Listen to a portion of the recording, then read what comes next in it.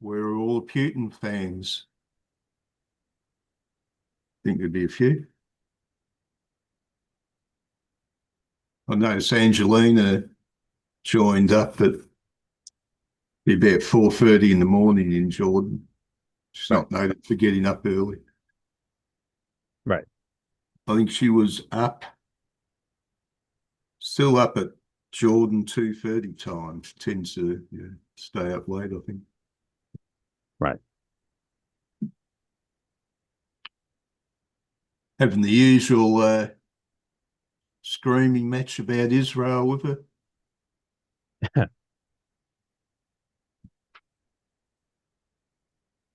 Okay. Okay.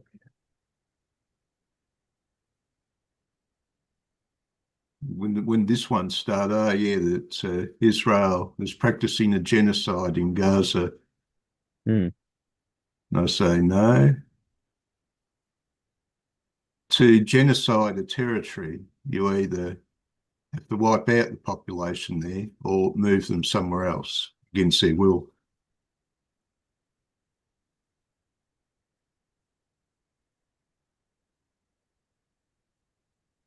Oh yes, speaking of another one, a bit like that way. George is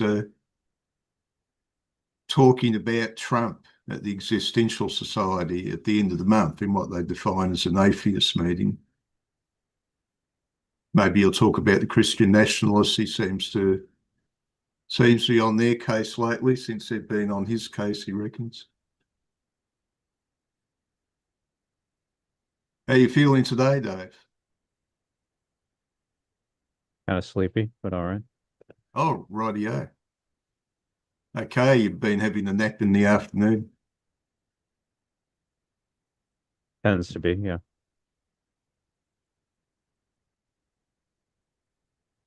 Oh, how long you usually nap for? An hour or something? Yeah, an hour. Yeah. Yeah.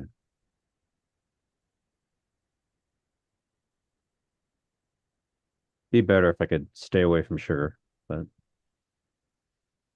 Sugar? What the hell? What's going on?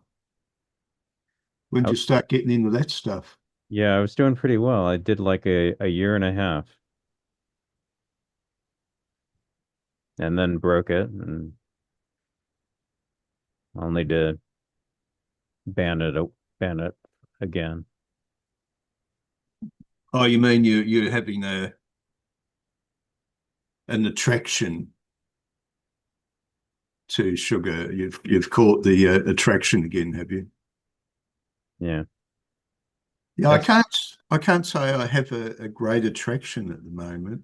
I did actually eat uh, a couple of cheesecakes that were in a packet yesterday. I was very curious. What are these expensive cheesecakes like? Been passing them for months, and then a damn price. So they've gone down about 40%. And I thought, oh, I'll try them, but I didn't really like them. I used to be very, very fond of cheesecake, and I didn't enjoy the experience actually. So I won't be going back. yeah. Uh,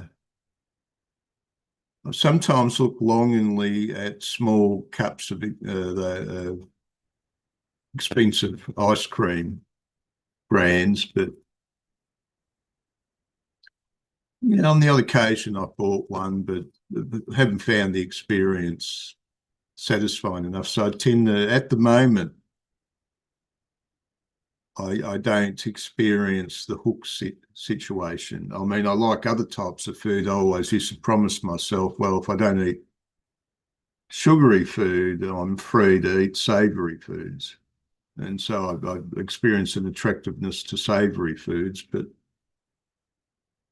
yeah, you sort of keep it away for long enough, and yeah, you sort of lose the interest you used to have. So what have you been getting on with the sugar? Yeah, just store-bought cookies. That's Oh, rightio, rightio. Yeah, yeah. Once you eat one cookie, you can eat more. So the trick is to keep them out of the house. Because you're dead by them. No, I buy them myself. I shouldn't, but yeah. Okay, what type of cookies? Nothing special. Just, peanut butter. I like peanut butter. Oh, rightio. So sort of peanut butter and sugar combined is a tempting thing. I think I remember some video where a guy was saying the most dominant sort of thing seems to be, he got a bowl of cream and poured white sugar into it and stirred up, and he said that that's 50% of one and 50% of the other is, the peak attractiveness. We're sort of attracted to foods that have a lot of calories. Sure.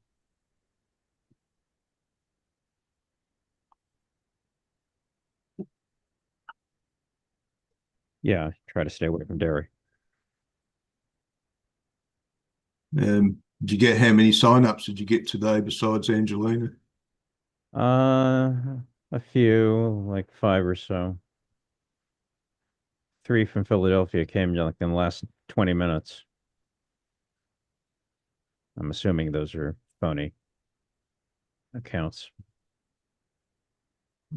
Okay. Almost certainly they're phony accounts. Hey, it's Kia.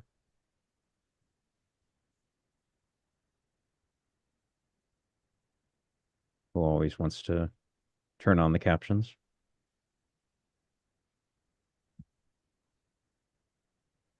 Hey, Kia.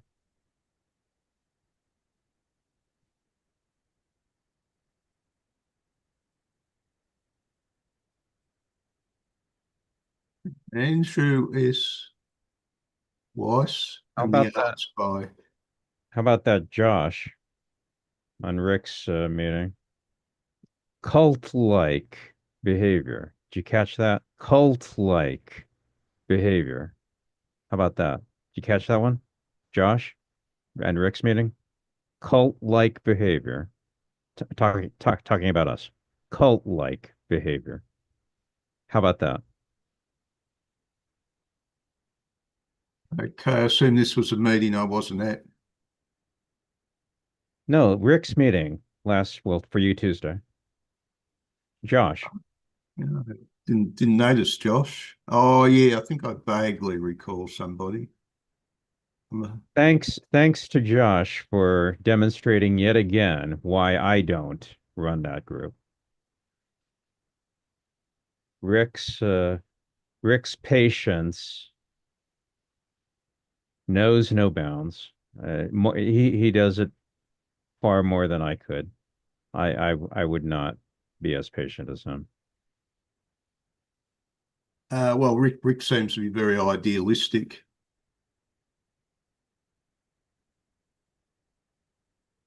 Uh, he's sort of some sort of a liberal with I assume he's an atheist, but a liberal with Christian-like tendencies, as Nietzsche put it, isn't it? They use that term. They're Christian light.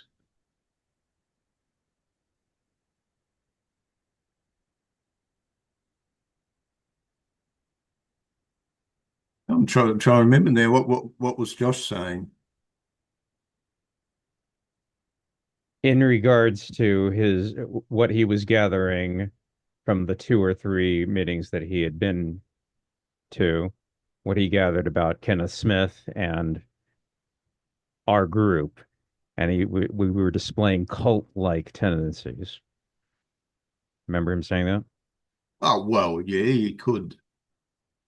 If you, well, if you say seem to be very positive towards Kenneth Smith and regard him quite highly, that would be perceived by some people as cult-like. I It mean, would. Yeah. Friedrich Nietzsche, if we keep on talking about Friedrich Nietzsche as the beloved, well, that's rather cultic as well, isn't it? Yeah, well, you're putting your finger right on it. It's an asinine criticism because anybody who likes anything, you call them a cult-like uh, uh, uh, tendency, and it's asinine. It's just dumb. It's just so therefore you can't like anything because oh, that's a cult. I mean, that's dumb. And Rick spent 10 minutes explaining, and that's like 10 minutes out of the meeting. I mean, that's Go back and look up the recording. I mean, just very patiently explaining how Smith, you must remember this, Oh yeah, yeah. He saying went on a little bit about Smith's that Smith time. is very careful about being conscientious about other people's points of view and so on and so on. And Rick spent at least 7 minutes talking about that. That was 7 minutes that we didn't need to spend answering Josh's idiotic, stupid comment. Then that's why I'm not running the group. Why Rick is, because I wouldn't be that patient. I wouldn't be that polite. But it would be accurate to say that we all have a cultic element. You know, when they say, "Oh, look, there's this occult group," or "There's a group which is Christian but it's cultic," what they're overlooking is that the formal Christianity itself is a cult and always has been. What they're really saying when they say cult as a pejorative, it simply means, oh, your views are not with the state cult, the correct cult. You're engaging in a cult which is against the accepted cult. That's a pejorative. Christianity, lawful, legal Christianity is a cult as well. But where the use of the term cultic in a pejorative sense simply means that you are off from the officially accepted cult. That's all it means. We live in, they use the word culture. We live in a world which is subject to certain views, with, let's say, somebody, grabs a sword and starts cutting up a person in front of us, we all object, and we could be accused of being culty because of that, because we have an idea of how people behave, and that's a culture. But people overlook that. They don't realise that cults as pejoratives simply stems from uh, diverging from the official cult.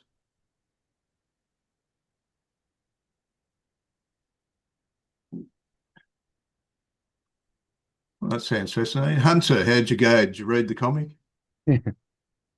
Everything is propaganda for something. Well, would you trust humans? Hmm. If there was a cosmic order up there of spirits, which actually in the sort of a way I believe in, would you give a human a job? Would Guy, you would you allow a human at the controls of heaven? guy I like to follow says, trust people to do what they think is in their own best interests.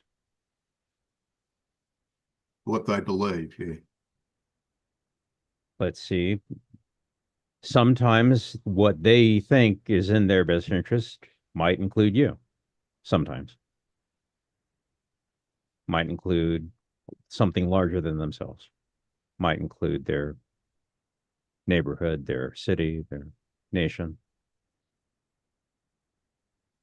Well, it's just sort of naive to regard, human beings as it's a nice naivety, to believe that human beings are sort of it and your human culture is it.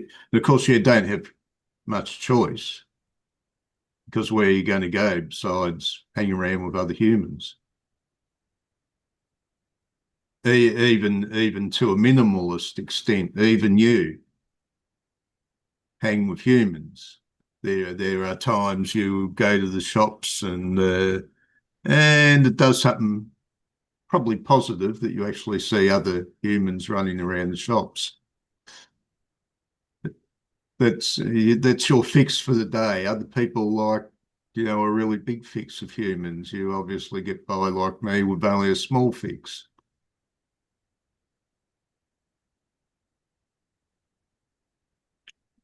You watch some YouTube videos where people say what the differences are between Americans and other countries, and some of them are kind of interesting. Well, I'd say Americans are strikingly different. Uh, I think there is probably a factor that's the centre of the world's finance and also the centre of the world's easy money. I mean, instead of a hospital being built in Nigeria, you get a KFC in America because that's where the money goes.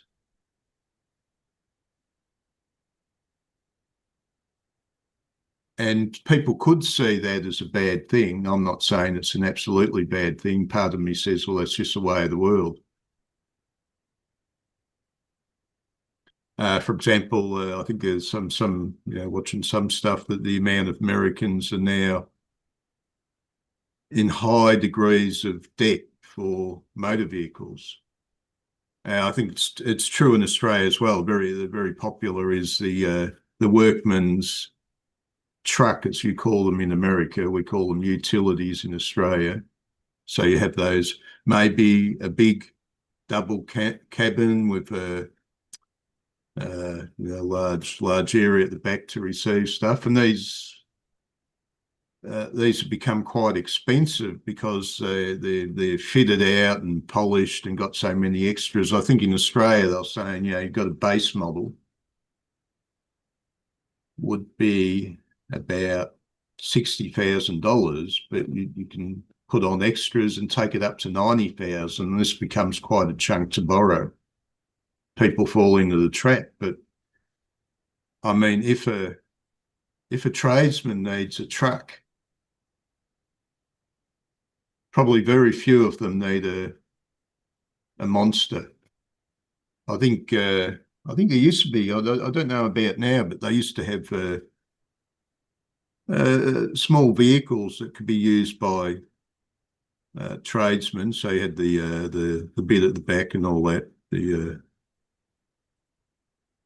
And they were quite affordable. They're just small 4-cylinder versions of the same thing, but probably for most tradesmen, they'd do the necessary, and you could probably buy one of them for, in Australia, not much more than $20,000 or about 15,000 American. I assume there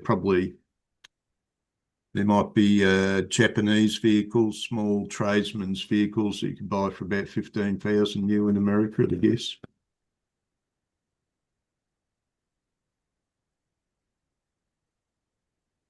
But of course, all this money comes to America, and it's easy to borrow money in America. So you can borrow it for useful purposes or for idiotic consumption.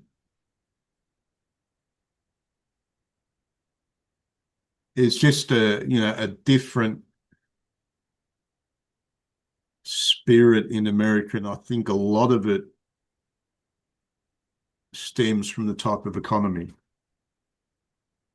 There's probably a lot of probably more opportunity in America with the amount of money that's running around, although people at the moment feel that they're doing it very tough. What do you think, Hunter? Has Hunter gone ninja? He's joined is he allied with the forces of the Emperor, or has he joined the dark side?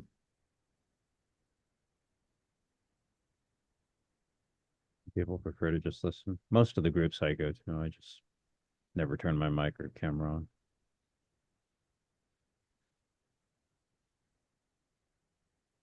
Well, let's see, where are we? Right. Nobody needs to hear from me. Okay. Share. Most of the time I go to a philosophy meeting, I realize about 2 minutes in that I made a mistake coming here.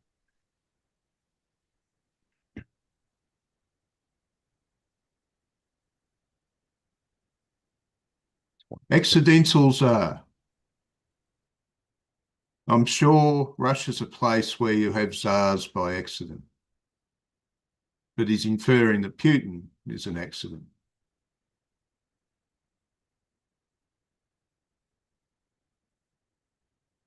That's what Trump used to say. I used to think I was an accident. And then a bullet whizzed past my ear and I looked up and I saw the glory of the Lord.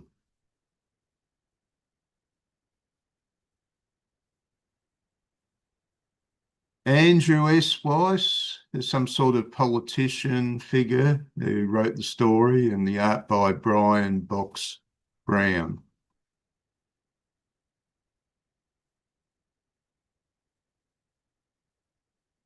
I'm Andrew Weiss and I'm a Russia Greek. I've spent most of the past 30 years thinking about who's up and who's down in the Kremlin. I've worked at the White House, State Department, the Pentagon, and some of the world's top think tanks.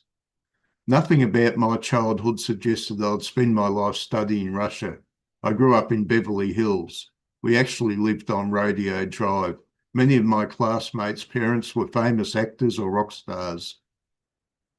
There's a bit of a complaint about that. You know, they get too many actors from Los Angeles these days, and it shows. One of the kids at Beverly Hills High School drove a Ferrari. I collected punk rock albums and started reading underground comic books. It's not an alias of yours, is it, David? But in the end, all this was precisely why I would find Russia irresistible. It was the opposite of everything I'd known. When I was 13 years old, Ronald Reagan became president. All of his, oh yeah, it's about the right age, isn't it? Almost. No, not quite. He must have been born in 67, something like that. All his tough talk about the Soviet Union being the evil empire sounded like dangerous fear-mongering. Ah, yeah, he must have seen Star Wars.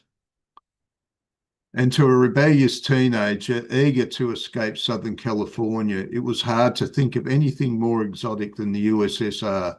On my first day of college, I threw myself into studying the Russian language and literature, as well as a non-extinct academic discipline known as Sovietology. The USSR's final leader, a fatally flawed man called Mikhail Gorbachev, had become an international darling for trying to reform the communist system. What he didn't appreciate was that the brutality, dysfunction, and lies were actually the glue that kept the country together. By the time I arrived at Vladimir Putin's alma mater in Leningrad as an exchange student in 1989, the mighty USSR was starting to fall apart. I started working at the Pentagon in summer 1991 on the eve of a failed coup by Soviet hardliners. Just months later, the Soviet Union disappeared and America's relationship with Russia was transformed. The Pentagon was hungry for expertise on the 12 brand new countries that had replaced the USSR. I happened to be in the right place at the right time. At one point, the US Secretary of Defense made a spur of the moment decision to call his Russian counterpart just to say hello, using a new secure telephone line. No one had made proper preparations, so I was hustled into his office at the last minute to be the translator. By the time I was 30, I was going in and out of the Oval Office, helping the president and his top advisors deal with their Russian counterparts. Overconfident American officials kept saying the same thing to our new Russian friends. We're going to be partners, not adversaries. Yet Russia's leaders quickly found that it had been a lot more fun being America's enemy than our friend. With their country flat on its back, they resented being told to follow our lead. When the Russians did try to push back, they quickly realised how unequal our two countries' partnership actually was, and that they were antagonising the very people in the West who were paying billions of dollars to keep Russia from collapsing. The West's hope for Russia began to make a successful. The West's hopes for Russia to make a successful transition to democracy and free markets turned out to be very unrealistic. Still, if you told me back then that the former mid-level KGB officer named Vladimir Putin, then 46 years old, would be plucked from the back rooms of the Kremlin to run the country, I'd have told you to get your head examined. Yet, well, oddly enough, he goes on to say that about he never expected Donald Trump to come to power in America either. So when it comes to backing horses, don't follow this guy's advice. Yeah, there I was with President Bill Clinton on the August morning of 1999, when the Russians secretly informed him that Putin was going to be the country's next president. Even then, nobody on Clinton's team could have imagined Putin would eventually dominate Russia like a modern day Czar. So in other words, he simply did what every Russian leader has been doing since the Middle Ages, and they weren't expecting it. That's genius level, isn't it? It's sort of, I mean, when I saw that thing by some guy when I was researching the markets, he was just talking about his travels around America doing business. He said, yeah, I'm rather surprised at the hostility between the two sides of politics in America when I was a kid.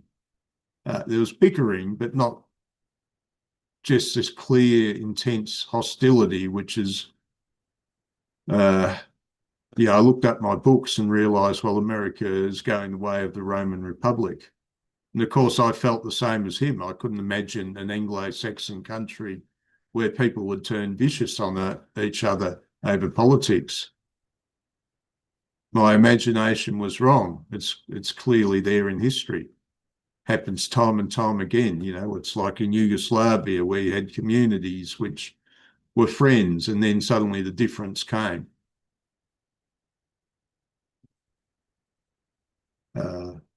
So I guess trust history. Western experts like me would make plenty more mistakes in the decades that follow. Well, he's a lefty. He's continued to make that mistake, hasn't he? I changed my ways. Even today, it's not always easy to understand what drives Putin. A lot of what we think we know about him is a product of pop psychology and misreadings of Russia's 1,000-year-long history. Peeling all of that back is made harder by Putin's tough guy theatrics, prancing around bare-chested on horseback, acting like a villain from James Bond movie, etc.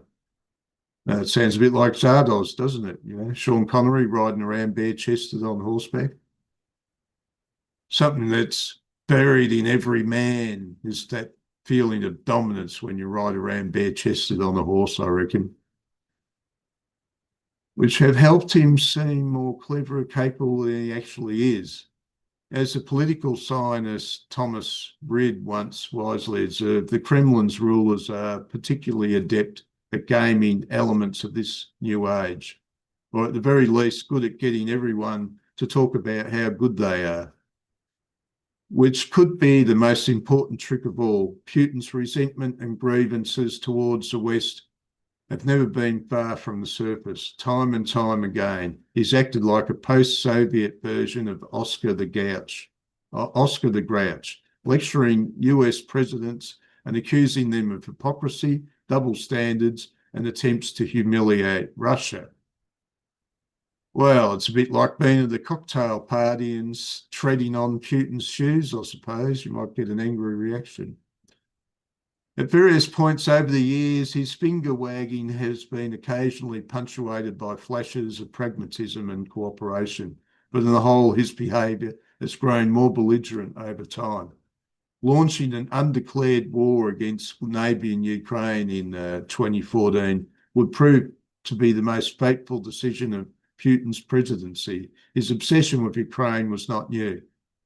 Yeah, no, it's not new. It had long been out in the open, but until that point, few people realised how far Putin was prepared to go to prevent Ukraine from being, in his phrasing, absorbed by the West, or how much his efforts would disrupt the global status quo. I didn't believe it at the time as well, simply because the army they had was 200,000 strong. I didn't think that was strong enough to take Ukraine. So I wouldn't have expected them to try with that smaller army. I mean, half of that 200,000 aren't actually frontline soldiers of any variety. They're not soldiers altogether. They deal in supply and stuff like that. They're not fighters. So they had 100,000 fighters trying to take over Ukraine. It didn't work. This was already a country that had been fighting on a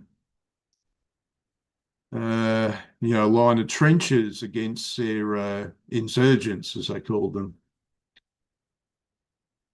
To counteract Russia's post-2014 international isolation and to disrupt the US-led pressure campaign, the Kremlin built bridges to the far right and populist Western politicians like Donald Trump. As a presidential candidate, Trump repaid the favour by showering Putin with compliments, including astonishingly about his brutal actions in Ukraine. I don't know, as soon as some foreign politician as soon as Trump thinks that they're going his way, he'll tend to turn on the compliments. I think even with the leadership of Iran. And then he'll start showering insults if they don't go his way. The Kremlin interfered so blatantly on Trump's behalf in the 2016 that Putin even cracked jokes about it before Election Day.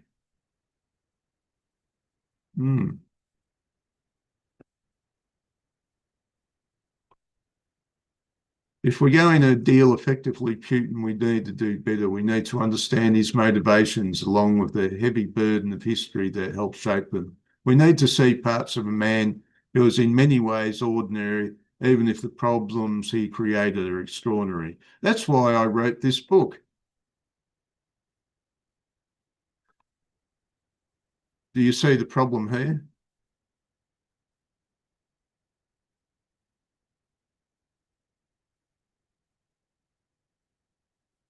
What I always point out is a huge problem that we like to be rational.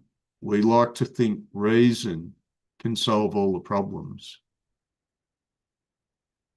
And we use reason, certainly, reason's very important.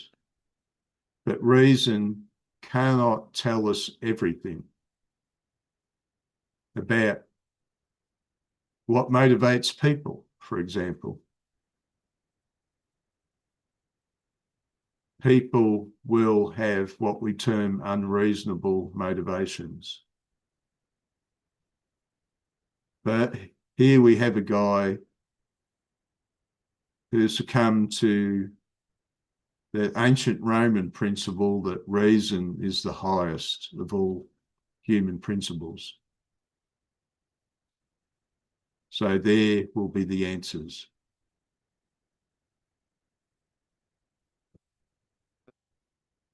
Reminds me of that little video skit. Oh, that's right, I showed it, where Jordan Peterson reads out notes from the underground. He said, what makes you think people are going to be reasonable? The very word sticks in your throat. was coming out of Dostoevsky.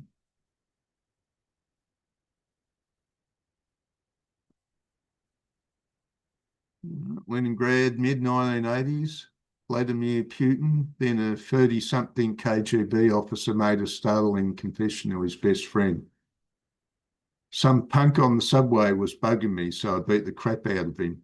The fight left Putin with a broken arm and jeopardised his career at the KGB.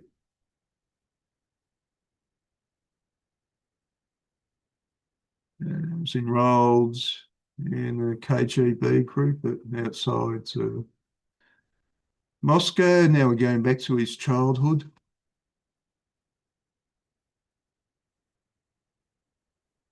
In Leningrad, his parents barely survived the Nazi blockade during World War II. An attack which came from the West.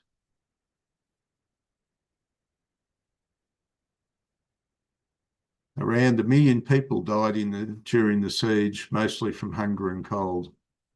People ate things like glue, pine needles, and leather belts to survive, and other people.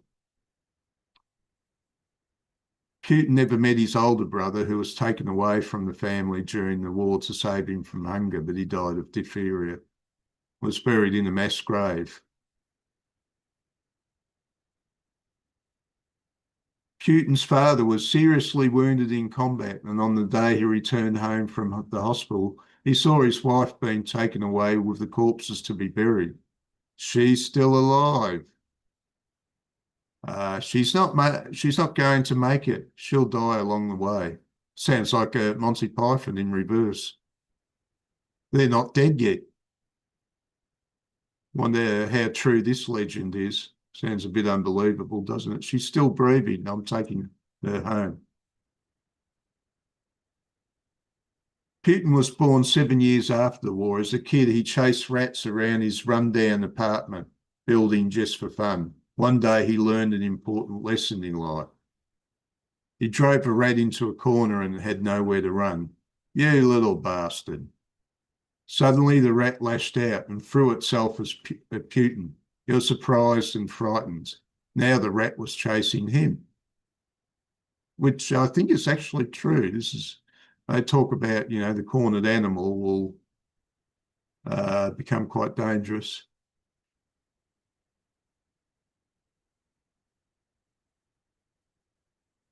Putin's early years were spent getting into trouble. He was a horrible student and a street hooligan. Well, that's obviously the way to go up in the world, isn't it? This is where you went wrong, David. You should have been a horrible student and a street hooligan, and that's the path to power.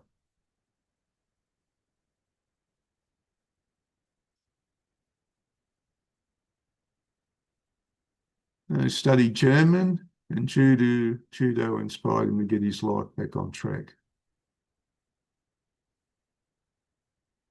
Putin was also motivated by his intense love for the Soviet top culture glorifying the KGB, especially the blockbuster, the movie, The Sword and the Shield, the pulp spy novels that were the basis for the Smash TV miniseries 17 Moments of Spring. I had a little bit of a flash at that on YouTube. He modelled himself after two fictional KGB secret agents, Belov and Stirlitz, and tried to worm his way into the KGB. They're sending him behind enemy lines. In 1966, Putin was in the 9th grade. He made up his mind that he wanted a career in the KGB, so he walked up to the Memov headquarters building in Leningrad. I want to work for you. First of all, we don't take walk-ins. You can only end up here after serving in the army or studying at some kind of college. What kind of college? Any kind. What would you recommend? Get a law degree. Beat it, kid.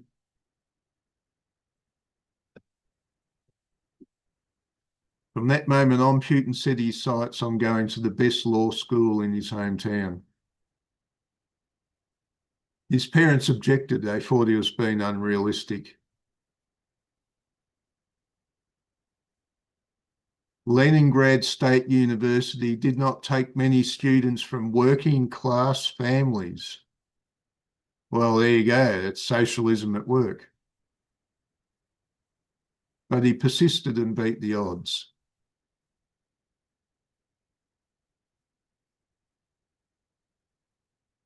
He daydreamed that the KGB would beckon him to sign up.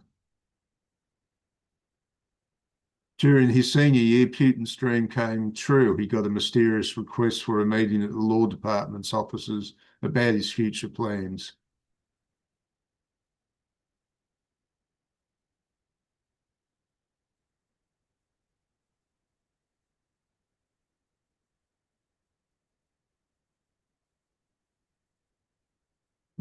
Okay. He entered the KGB in 1975. What year was he born in, Putin? Is it 1950, 1952?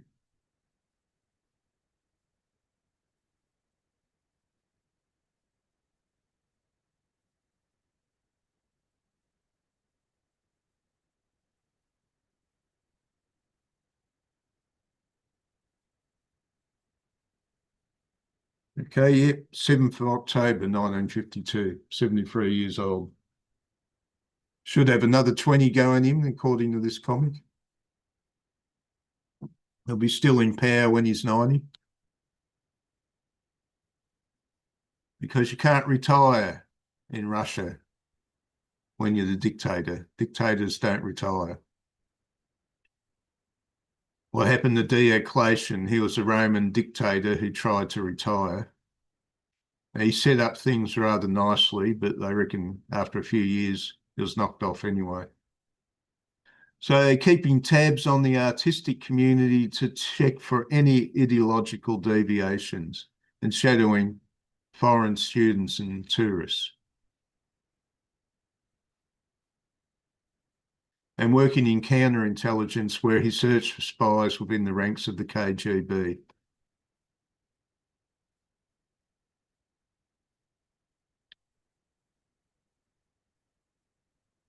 Look, and according to this comic, he spent a lot of time wasting it. Despite the expenditure of millions of rubles and tens of thousands of man hours, Putin made no impression on him. He was a nobody.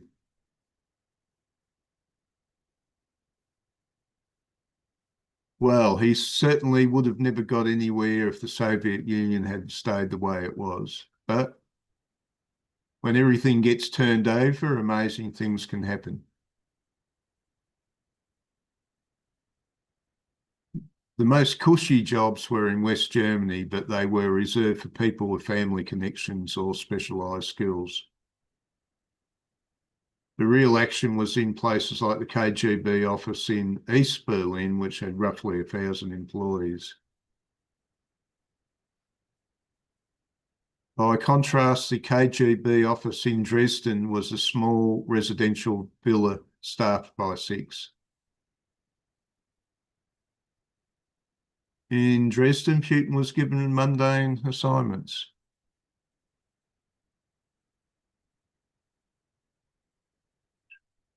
Identifying people travelling to West Germany might be willing to report on what they saw.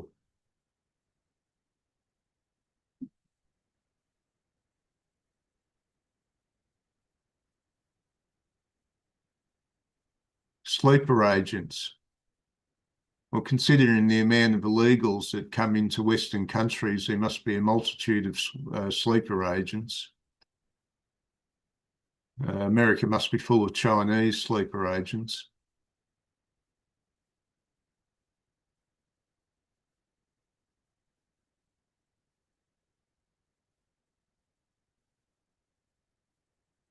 Do you ever hear the joke about Gorbachev's birthmark on his head? No. It's a map of what will be left of Russia. Okay. After he's finished. Uh,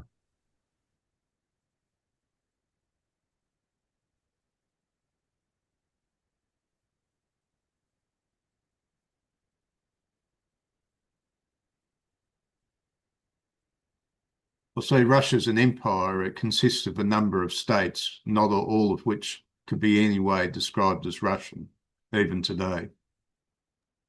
yeah. And what Tacitus say, great empires are not maintained by timidity. There's a reason why you get empires is that economically they would be far worse off if they were a series of separate states. It's like the states of America. You imagine what it was like if each state in America was a separate country. It wouldn't be anything like what America is today. It wouldn't be, of the financial power it is. Hmm. Sure. The unraveling of East Germany. So that kind of thinking behind the European Union. Yeah. Well, it's certainly the case. I think what has really gone wrong there is I remember Rudolf Steiner, the mayor of Coldus, who was saying that they should have kept the,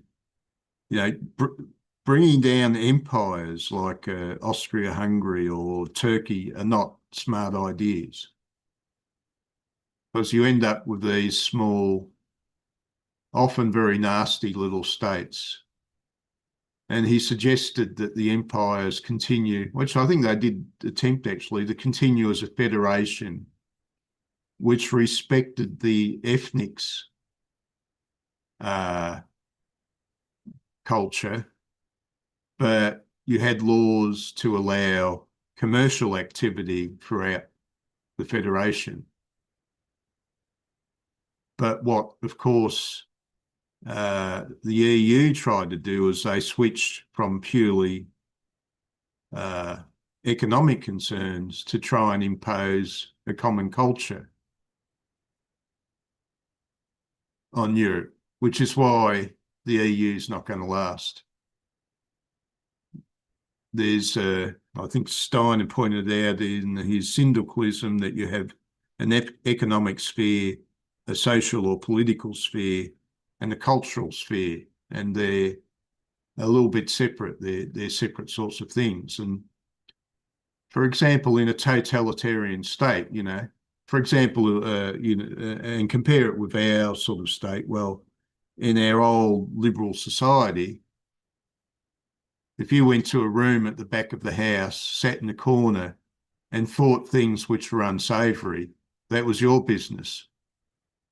But in a totalitarian society, of course, what you think in that dark corner all by yourself is the state's business. But Steiner would say, no, a person's culture in their own space and their own time is to a large degree their choice, their liberty.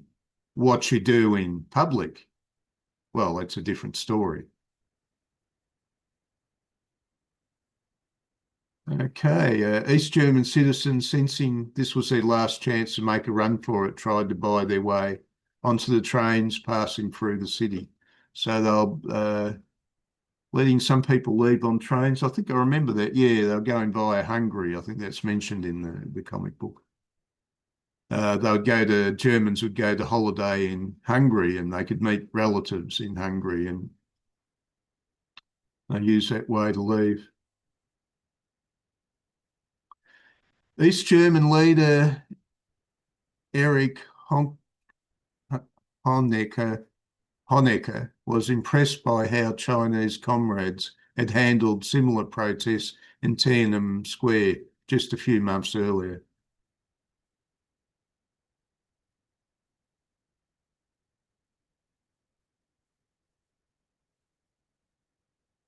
Dresden Station became a battle zone.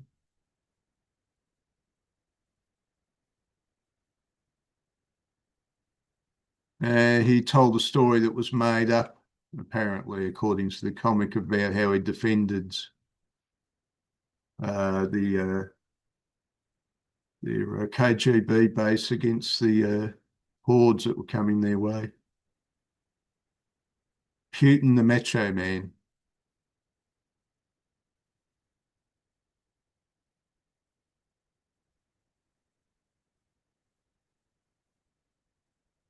Actually, he's about the same height as Napoleon, 5'7".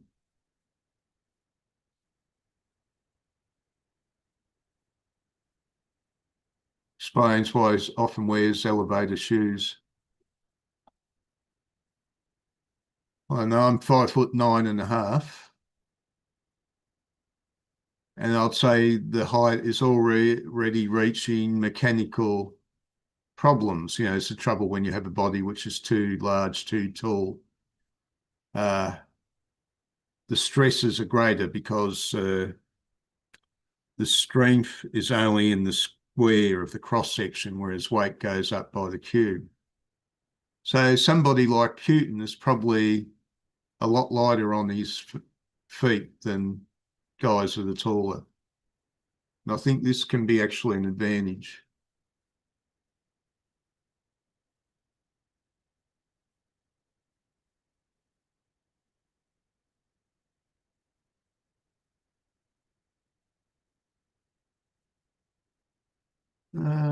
Putin spoke to the president. Okay, so America got bases in former Soviet republics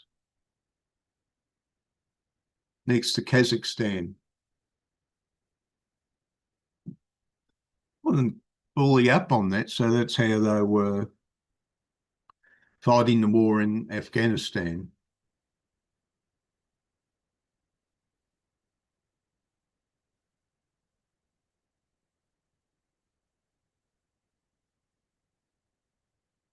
Putin's forward-leaning response to 9/11 gave him a taste of what it was like to be America's buddy.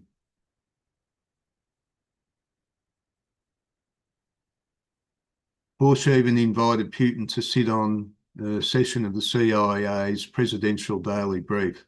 Putin autographed his copy of the briefing book before handing it back over to US officials. He went on a fishing vacation with Bush and his father in Kennebunkport. What the hell's the name like that?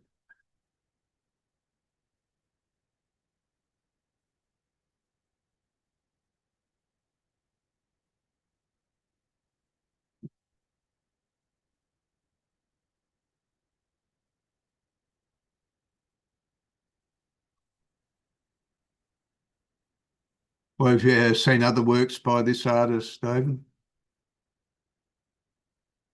Brown. He's done some other comics. I don't think we're ever going to do any of them. You want to look up his bibliography? Or you mean Weiss? I don't think Weiss has done any of Oh, them. no, I meant the comic artist. Yeah. No, not Weiss. He just Now wrote the Brown story. has, yeah, but I don't think you'd be interested in any of them. You want to look up his bibliography? Uh, I don't think you'd be interested. okay, well, might save it for the end. Dick Cheney, George Bush. Dick Cheney, America's favourite man, and his daughter to boot.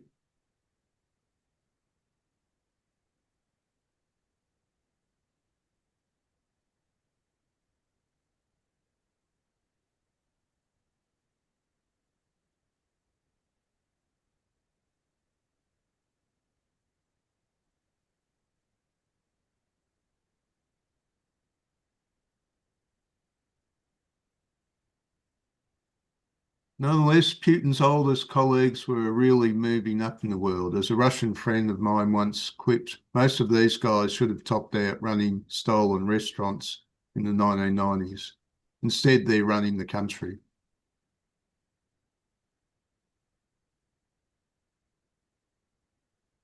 After Putin's rise to power, people from the security services became more ambitious.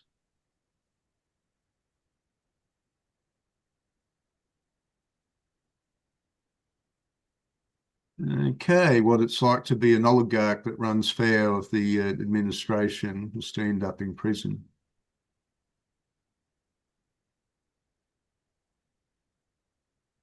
watching. Oh yeah, Mongol horsemen. Joking or truculent by turns as they endeavor to extend their new road over the now buried river fleet. Freed convicts timidly emerge, broken, linking through the main gates of a fluctuating wood. I can't quite hear that. You were reading part of the comic, were you? Sorry, I thought my microphone was muted. Sorry, Oh, okay. be more careful.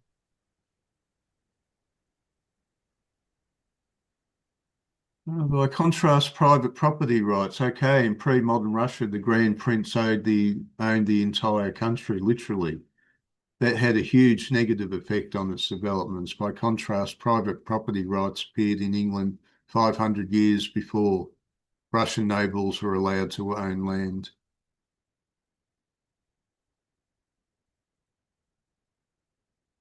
Russian nobles called themselves slaves of their ruler. It wasn't a totally bad deal, however. Out in the provinces, they could help themselves to whatever wealth they could lay their hands on.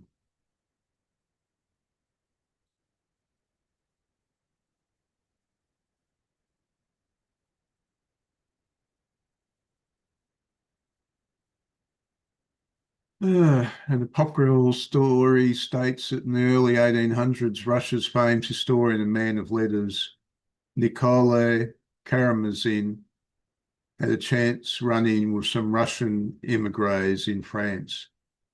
Did I just hear a Russian accent? We haven't been home in years. We won't take too much of your time. Can you sum up in what's going on at home in a few words? I only need one word, stealing. This deeply personalistic system and concept of temporary ownership have largely survived into the present era.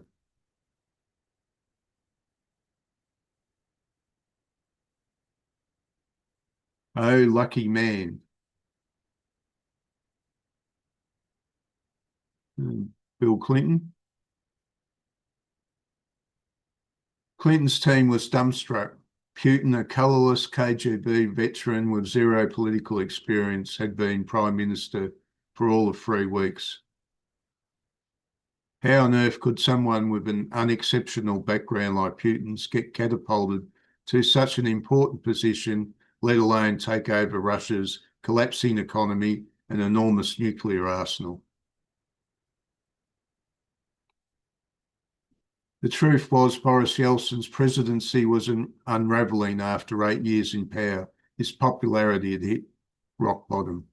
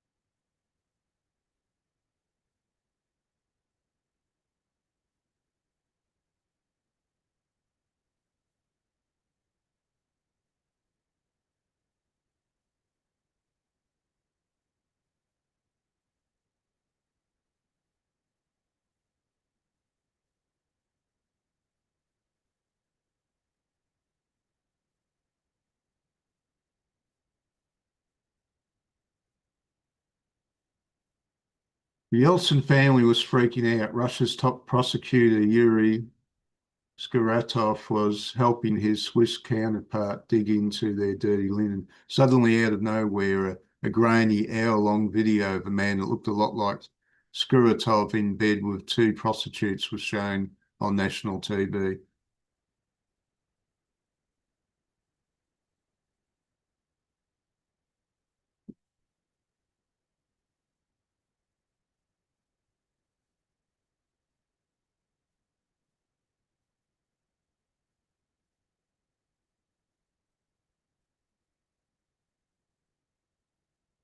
A few days later, though Putin made some tough guy comments about the terrorists that instantly endeared him to the average Russians. We'll pursue them anywhere. Excuse me for saying so. If we catch them in the toilet, we'll wipe them out in the outhouse. And that's it, case closed. But largely it was an act.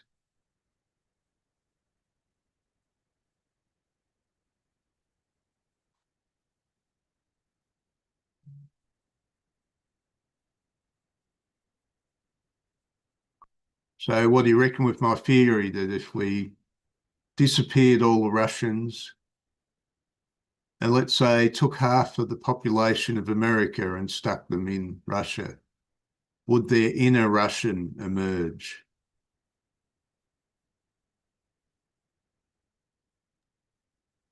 Even Americans have a little bit of Russian in them.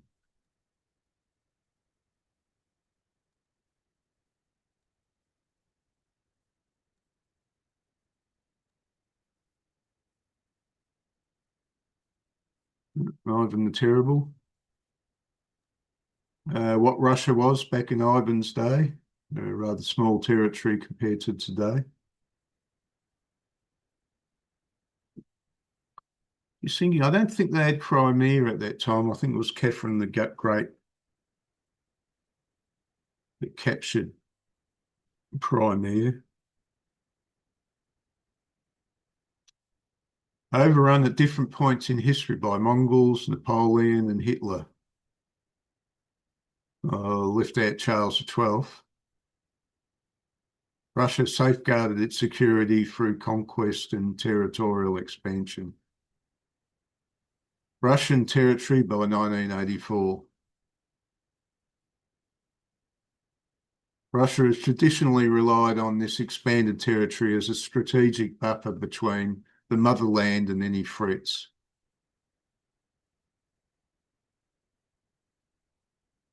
The shrinking of that buffer when NATO expanded in the 1990s and 2000s greatly heightens Russian insecurity.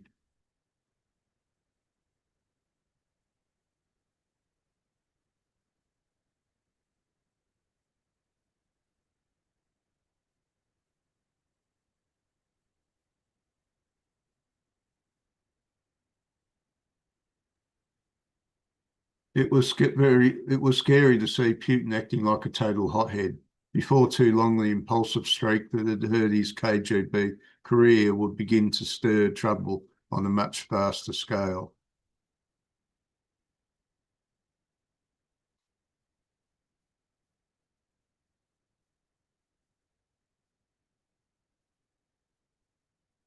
For a seemingly omnipotent figure, Vladimir Putin wears his insecurities on his sleeve. Well, that could reflect various complexities, couldn't it?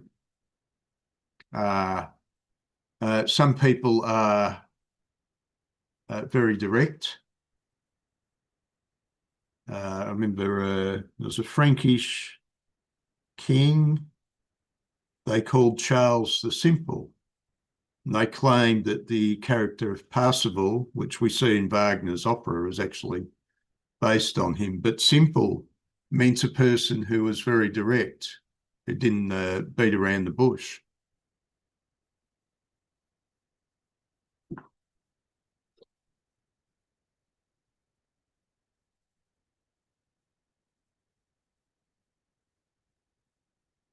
The Kremlin's worldview was crystallised in the early 2000s. Non-violent street protests, dubbed colour revolutions, brought down a series of hated leaders.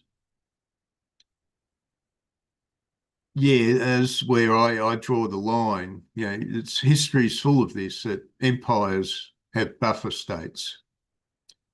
And when you start interfering in those buffer states, you're looking for trouble.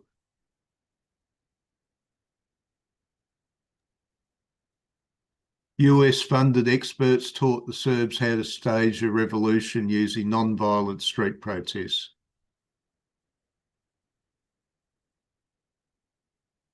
Social power and political freedom.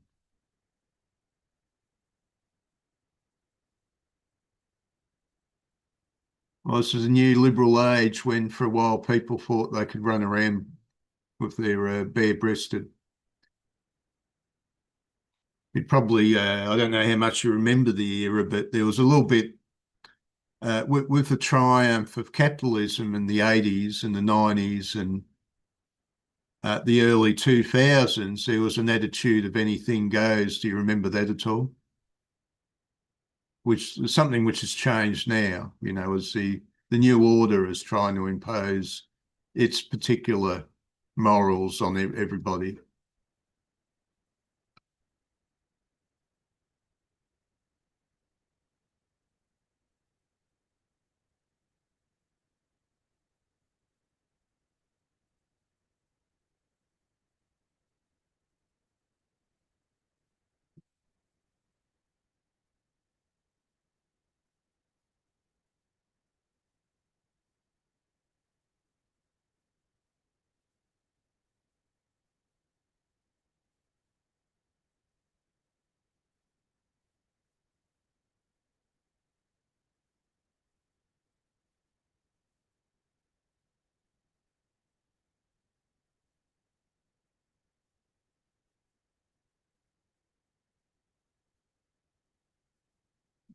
Hey, here's an interesting case.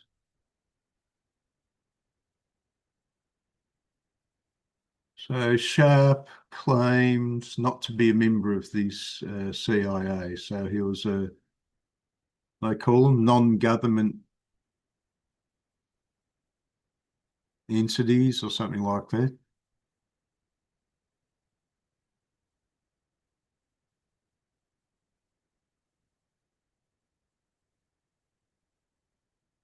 Okay, the ousting of the Yugoslav guy.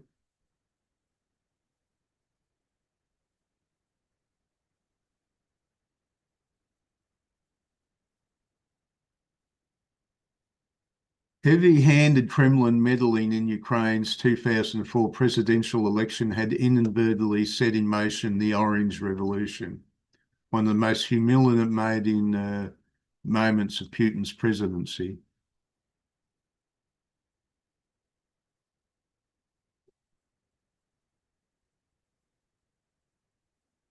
Bush's National Security Advisor, Condoleezza Rice.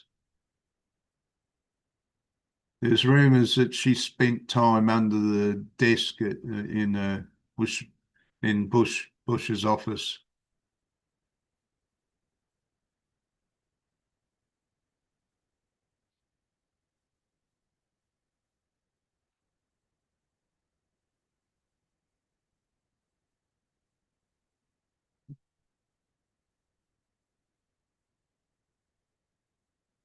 Well, there's a very nasty side of Russia, poisoning people.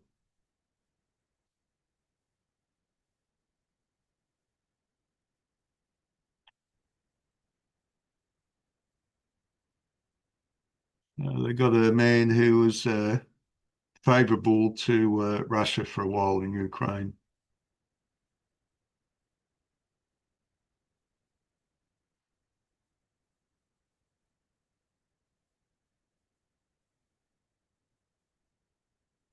The school siege, I remember that.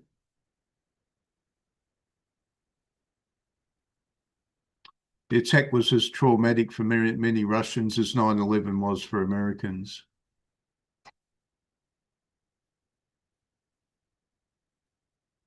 The root causes of the Chechen conflict stretched back to the 1700s when Peter the Great and Catherine the Great pushed into the region. Fierce Chechen warriors on horseback frequently raided Russian villages at the foot of the Caucasus Mountains, the tallest range in Europe. They made off with cattle, horses, and hostages. The Tsarist army's brutal campaign in Chechnya in the mid-1800s was chronicled by Leo Tolstoy, who spent 3 years in the region. Officer Tolstoy. Tolstoy was disgusted by the war, yet enchanted by the Chechens' martial culture and resistance to authority.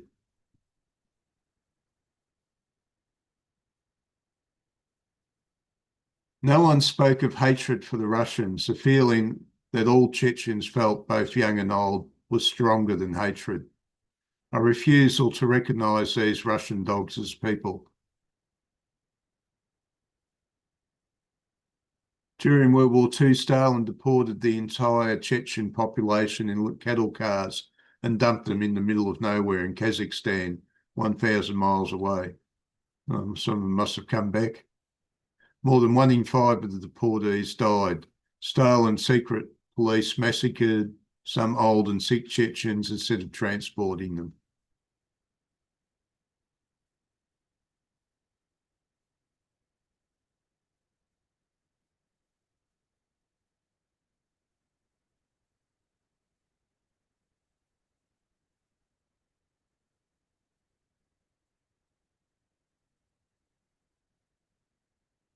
Make Russia great again.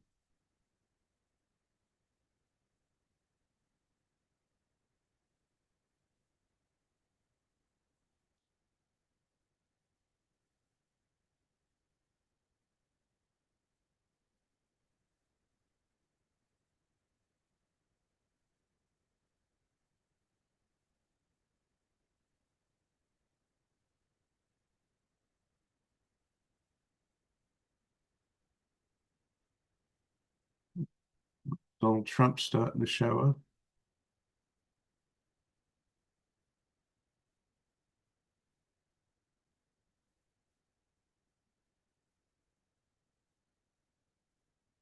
Right.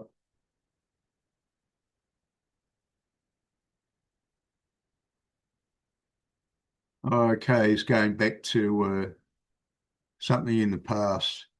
I don't know if this is actually a good idea that it's jumping around in time. I think I should have just laid out a straight timeline. Clear the air as Putin shoots into the air. Give me that. Clear the area. They come in and he's facing them off with a gun.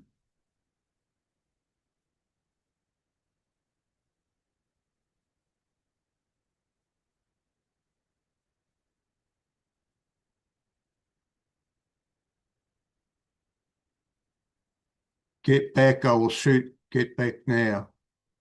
He would have had to defend it single-handedly. In reality, it was a small crowd. They never entered the compound. Putin contacted the nearby Soviet military base and asked for help. The duty officer rebuffed him. They couldn't step in without orders. Moscow was silent. Eventually, help arrived and the protesters dispersed.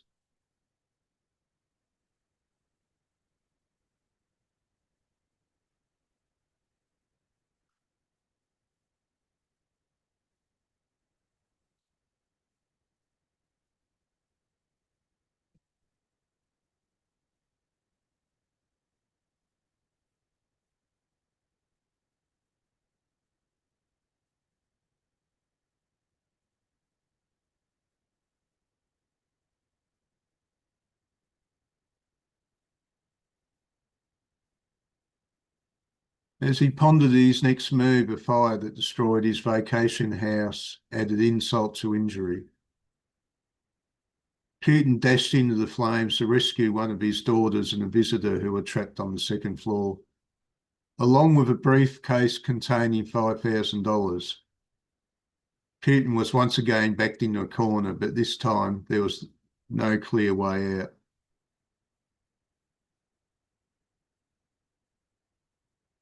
Oh yeah, 2011 when he swapped roles with what was his name, Medvedev or something like that. Because constitutionally he couldn't be president more than for so many terms.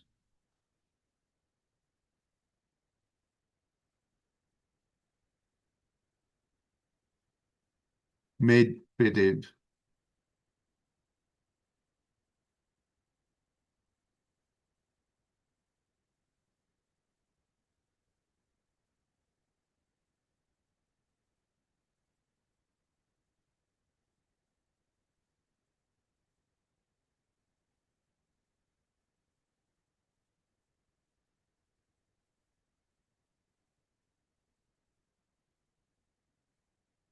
Yeah, I think that's me, a political leader, bare-chested on a horse with a rifle. What do you reckon?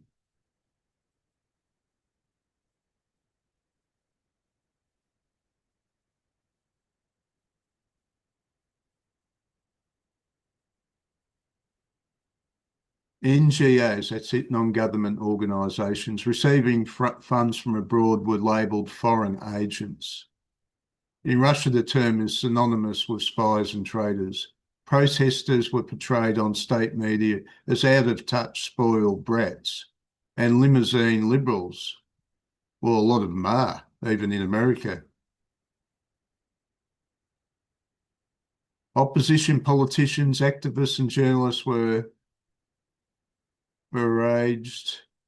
Uh, Leaks of embarrassing information, trolls, and fake news. There's plenty of fake news around today, all over the place.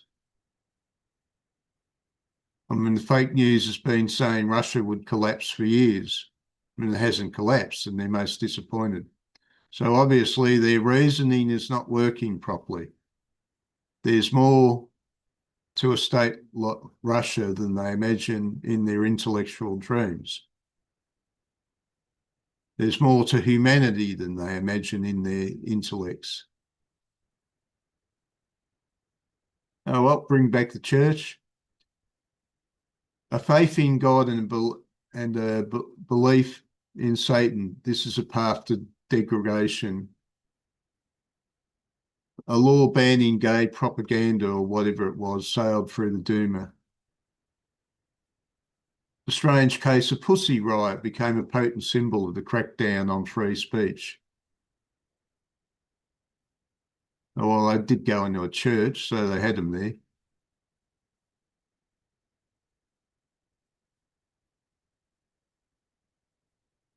Free Pussy Riot.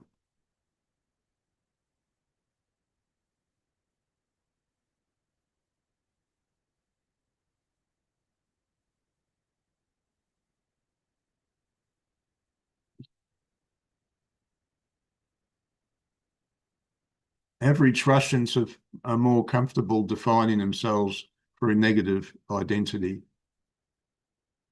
That's why anti-Western, anti-American, and anti-LGBTQ and anti-fascist ideas often strongly resonate.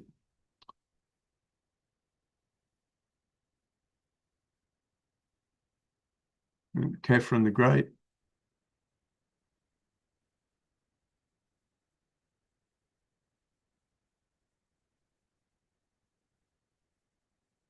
Gurdolf explains that anti-Western sentiment like that expressed by Putin helps Russians get over the traumas of Russian collective consciousness, complex associated with low national self-esteem, a sense of the backwardness of the country, poverty, the failure of economic and social reforms, starting to look like America now, and the end of the democratic transition, etc. Putin's tactics and flamboyant embrace of Russian nationalism have strong historical antecedents. In December 1825, a loosely organised group of Russian liberal military officers and aristocrats who called themselves the Decembrists have tried to overthrow Tsar Nicholas I.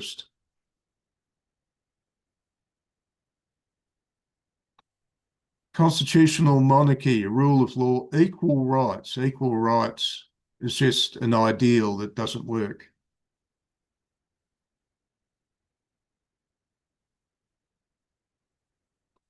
Lenin remembering them as heroes.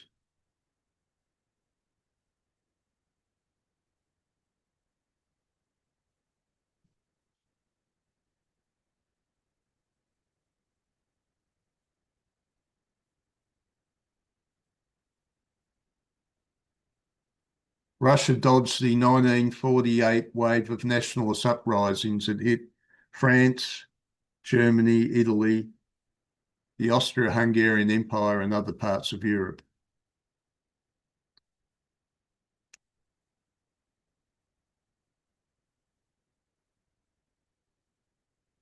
There's a few old figures.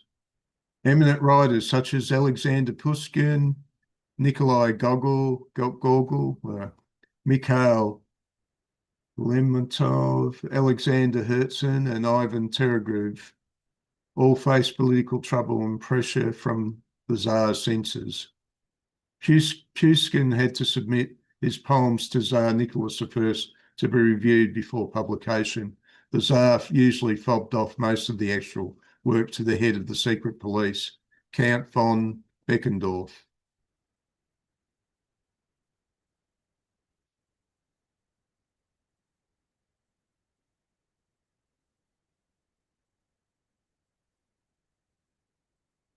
Edward Snowden, that's right, he ended up in Russia. Didn't say anything about criticising the Russians much, just criticised America.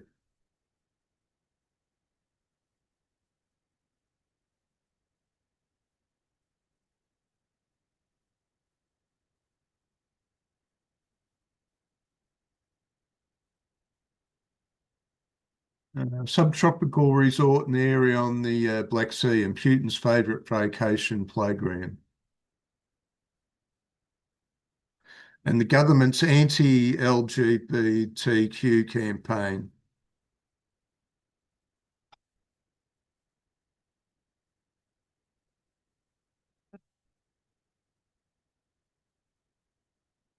Putin was doubly infuriated when Obama and other Western leaders decided to stay away from the opening ceremonies of the Games.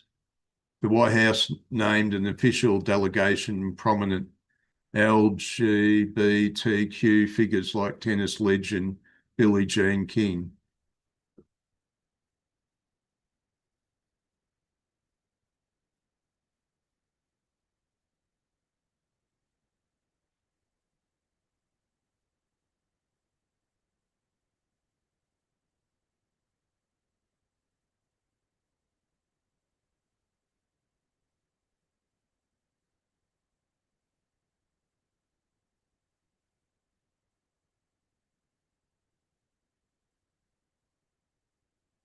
Okay, right. The man in Ukraine, Yanukovych, Yankov, Yanukovych. All right. Charles Dallas.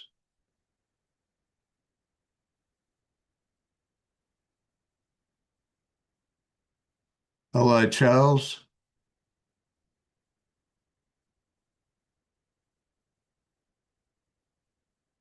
Charles Dallas, is that the guy from Britain?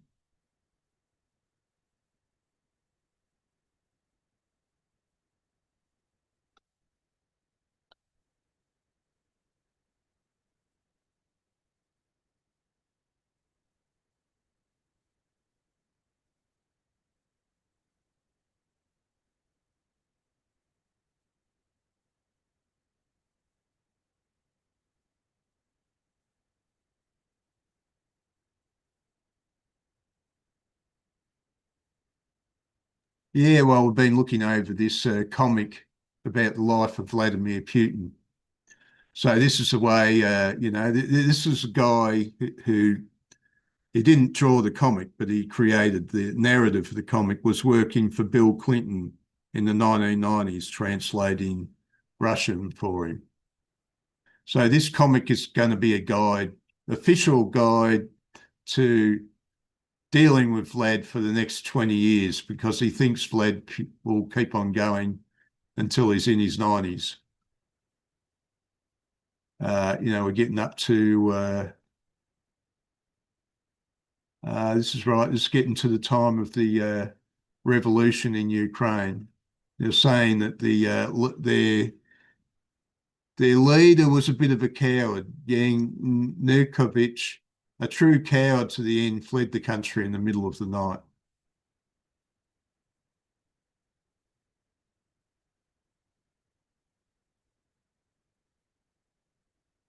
So this is a comic that's about 270 pages long. Okay, this is when they seize Crimea with the little green men. In the Kremlin's new lexicon, the word maiden became an obscenity. Ukrainians were morphed into bloodthirsty fascists.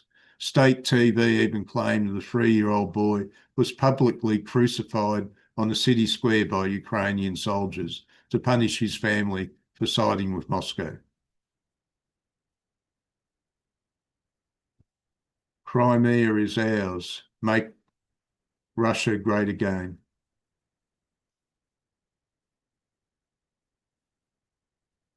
Russian propaganda was not subtle, nor was the racist imagery of the anti-Obama billboards that popped up in Moscow. Don't choke on it.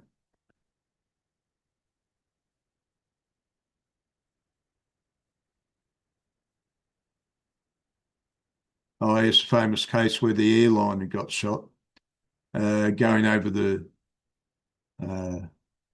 battle area, which I think is pretty dumb. Why would you fly an airliner over an area which has got anti-aircraft missiles and then expect things like this not to happen?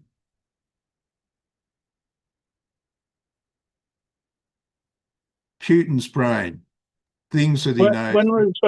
When was that? Oh, that was in 2014, 2015. Okay, sorry. That's when they were having fine. that's when you had the fight with the breakaway republics, which Russia was pretending not to be involved in. So you had anti-aircraft missile batteries there because the Ukrainians were using fighter jets, and for some reason they shot down an airliner. And the world was up in arms, but I'd say, well, don't fly over war zones. Well, I don't even remember that. But yeah.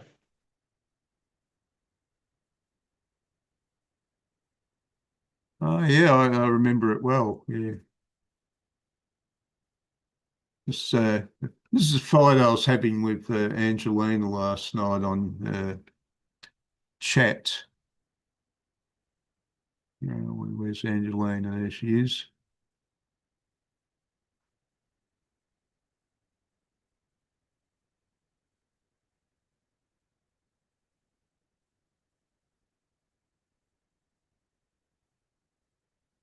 Okay, after some verbiage. Angelina says the fact that you don't know such uncomfortable truths in a region and don't understand their underlying intention kind of proves who is the uninformed and ignorant one here. Okay, she was referring to one thing at the end of the argument. Okay. You are very uninformed. They killed their own ally, a Christian village in Lebanon. Oh, this is the Israeli invasion. And not in the south. Even the Lebanese forces, far-right Christian ally, was shocked by the stupidity. And that is saying something. Same shit for brains as Hamas. To which I replied, if true, nothing unusual. In history, wars are full of such mistakes. Commonly, forces will hit their own men. You think something different, referring to Angelina? I don't know, just a bit strange when people are surprised that the wrong people get hit in a war. That's normality. So I'm going to say the last slide I can see is her saying it's like he's in another world. Oh, you saw the slide, did you? But for me, it's not moving on. Have you? I can't see the slide below that. Oh, is it showing the image? Right, okay. A senior Western diplomat once gave me the best definition, but I can't see the below that. Anyway. You're seeing the comic at the moment, aren't you? Yeah, but does the comic end at the top half of the brain, Putin's brain? Yeah, wasn't that point? Can you No, see no, it? no, no. That's it. That's it. That's the thing that I couldn't see. Yeah, yeah. Okay, sorry. Yeah, that's Right, what I couldn't things he see. Yeah. knows firsthand from working on so many issues over the years, the highest levels and grievances is built up. Conspiracy, mongering, and total nonsense supplied by intelligence services and career bureaucracy is knowledge of the real world, the one that we live in.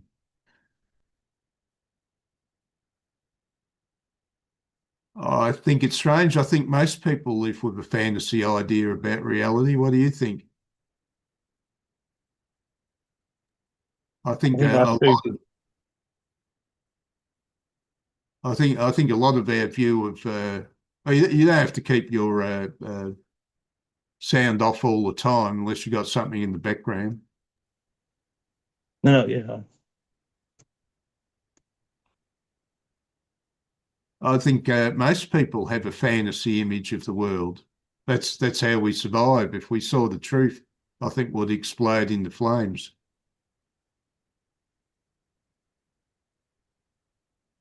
This is why I used to be a lefty up until Obama.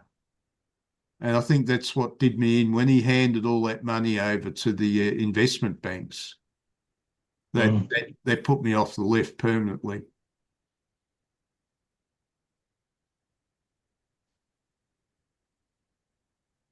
It took a few years to change my orientation, but say after about 3 or 5 years, I switched over to the right.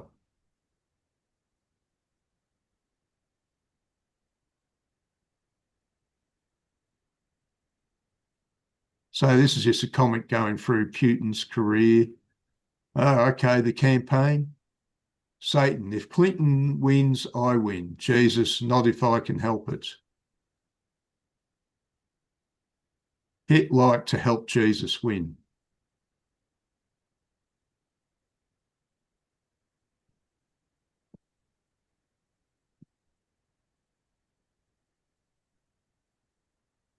Okay, hacking attacks on Western countries.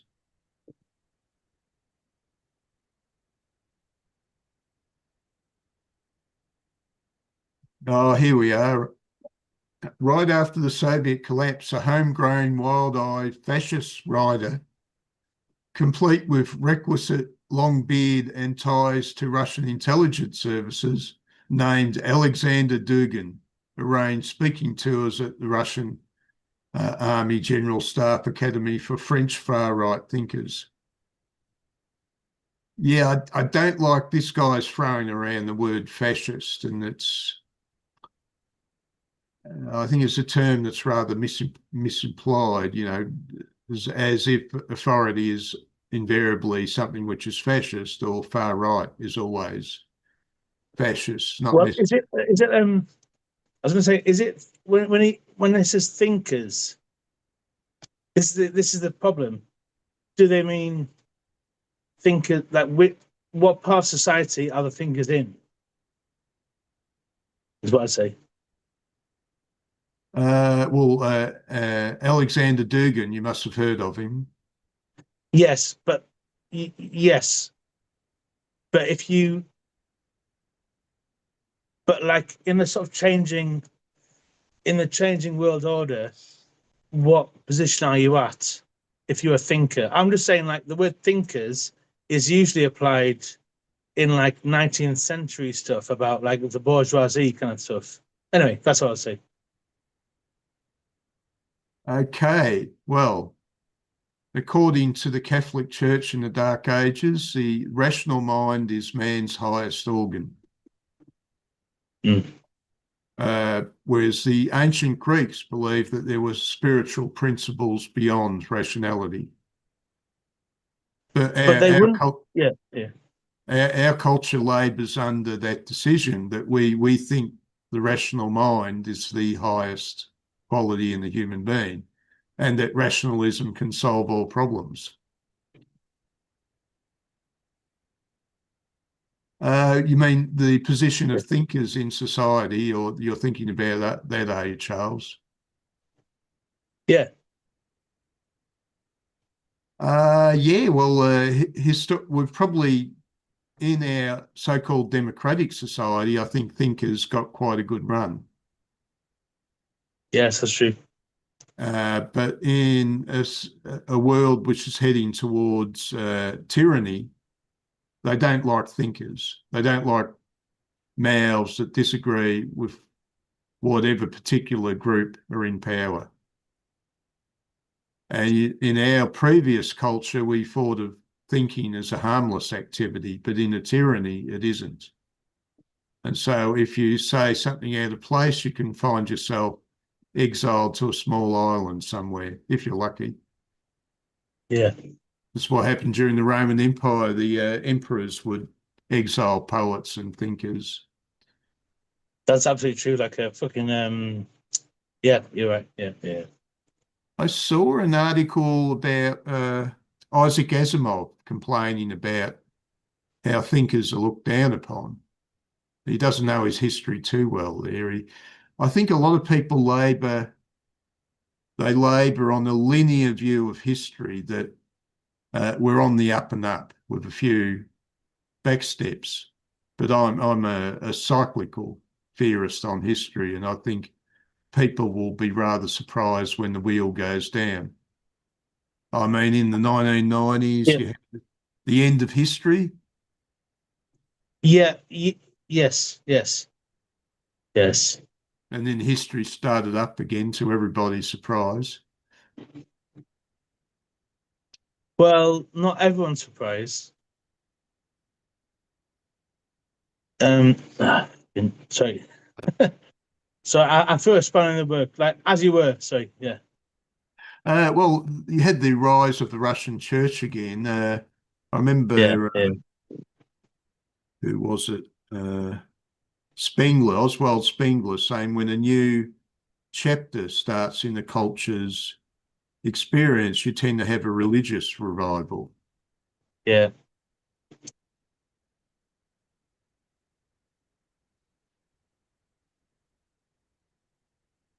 It's interesting how did Putin, well, I mean, this is one of those things that I would say that the Eastern Orthodox Church has existed since fucking Roman times, the end of Roman times. So Putin just like we sort of rejigged it. Yeah, well, the Russian But Orthodox maybe Church yeah. goes back to about 1050, something like that. Yeah, 1000. exactly. But were there like sort of boys just waiting to be rejigged? Or was it like Britain, where there's like 1,000 years of sort of people? Anyway, sorry. Well, Britain became Christian in the 7th century before Russia. Well, yeah, but then it took like Henry VIII to like just fucking kill everyone or like make people take a side. But basically, Well, was Putin like Henry VIII in this that was the case? Protestant Well, Revolution. That was, Martin yeah, but Luther. it's the same sort of. I would say it's the same kind of operation, maybe, if Putin's doing it.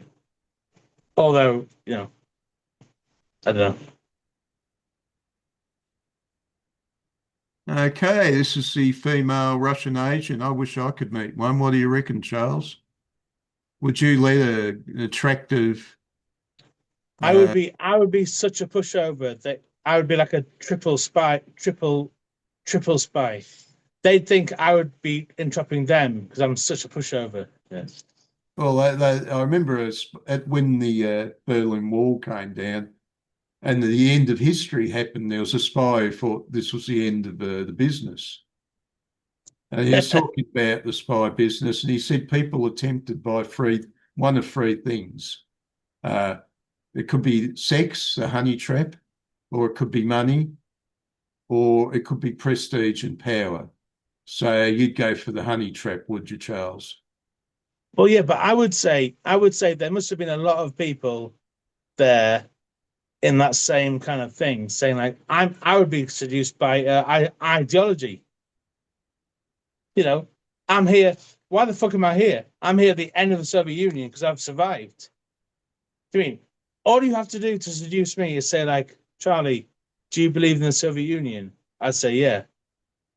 And then, Oh, well, the case which the comic is showing at the moment is Yeah. this Russian agent that was in America who cozied up to a leading Republican who was about 25 years younger than her, 20-something Maria Butina, who claimed to run a gun rights organization, but was secretly helping the Russian government.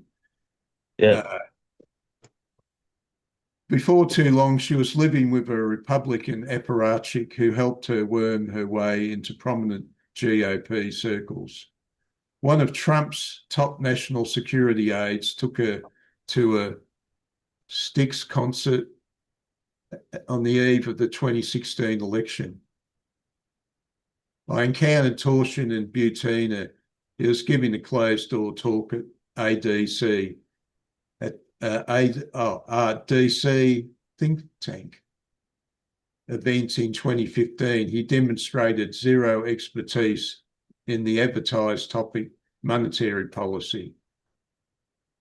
They said they were on their way to an NRA convention in Nashville. The whole thing was pretty weird. Yeah. How old are you at the moment, Charles? 39. Okay, this guy was a little bit older than that. So, yeah, just imagine yourself about 45 and a 20-year-old Russian secret agent, attractive, smooths up to you. Yeah. No, I want to, yeah. There was that Labor Party guy in Britain, was it? Who had the Russian girlfriend. They reckoned she was a spy. And in the end, they didn't even kick her out of the country. That was just a few years ago, wasn't it? The Cambridge spies. That was back in the 60s. Oh, this is just a few years ago. It was a Labor. No, I know, yeah. Oh, no, I can't. Yeah, I'm not sure about that. Meanwhile, the Russian government was finding other ways to drain support from the political mainstream and support fringe figures like WikiLeaks' Julian Assange. And the US Green Party's Jim Stein, who ran for president in 2016. Russian television broadcasts Assange's speech at the 2016 Green Party convention that formally nominated Stein. In 2012, Assange had hosted a short-lived current affairs show on RT. The first guest was the leader of Hezbollah. Both Assange and Stein embraced the Russian party line on issues like war in Ukraine. The US had long been trying to draw Ukraine into the Western orbit and pluck it out of Russia's sphere of influence at a minimum. If not to make it a NATO member, Russia used to own Ukraine. Ukraine was historically part of Russia for quite some period of time, and we all know there was a conversation with Victoria Nuland about planning the coup and who was going to take over. Dr. Jill Stein. Okay.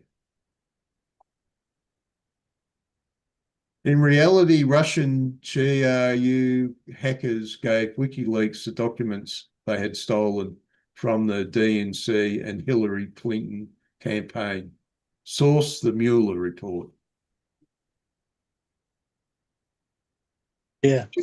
Jim Stein attended the 2015 RT birthday gala dinner, sat at the same head table with Putin and Mike Flynn. Jill Stein was there as well. Did anyone in Moscow seriously believe that insurgent politicians like Donald Trump on the UK and UK's Nigel Farage would someday be running the show in Washington and London? I doubt it. How is Nigel doing?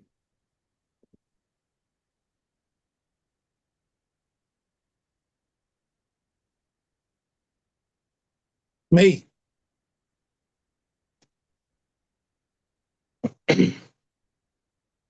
Nigel is going to have a by-election in 7 days.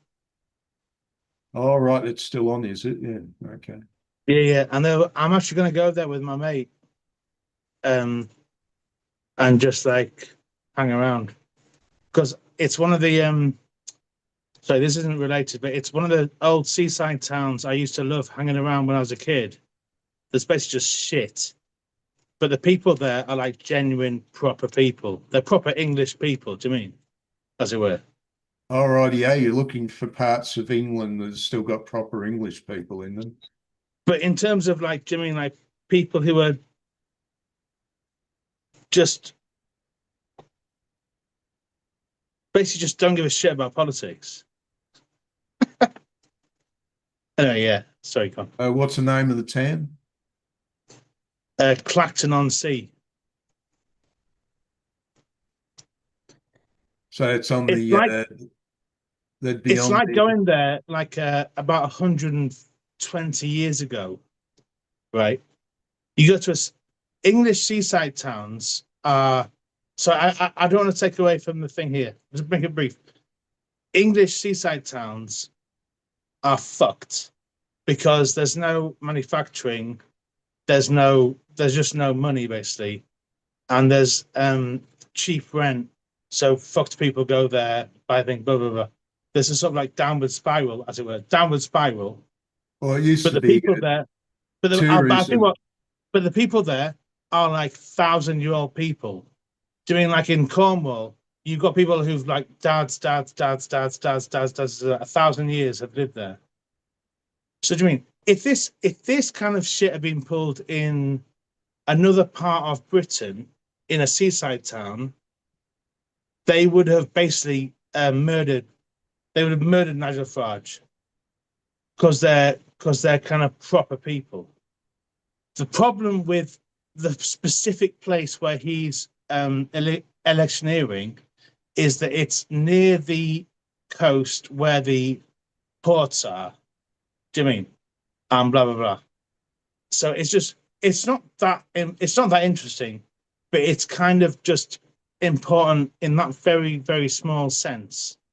He is literally putting himself up as an investment banker versus the establishment with the help of people who've had no one on their side for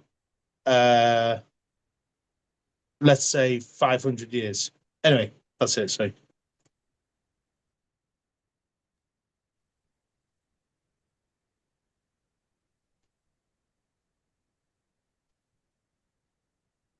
Dear President Putin, thank you for your interest in European foreign policy. Unfortunately, we are not taking any outside suggestions at the moment.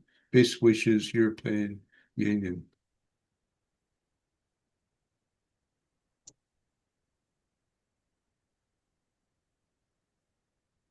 Okay, it's going on about the later Ukrainian war.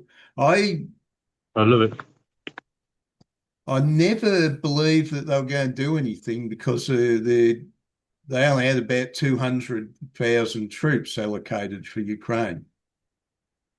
And, I mean, half of that's non-combat troops. And I just figured nobody's going to try to invade Ukraine with too few people. And then they did. But I heard. Can I just say one thing? I Yeah. heard a guy on the radio the other day.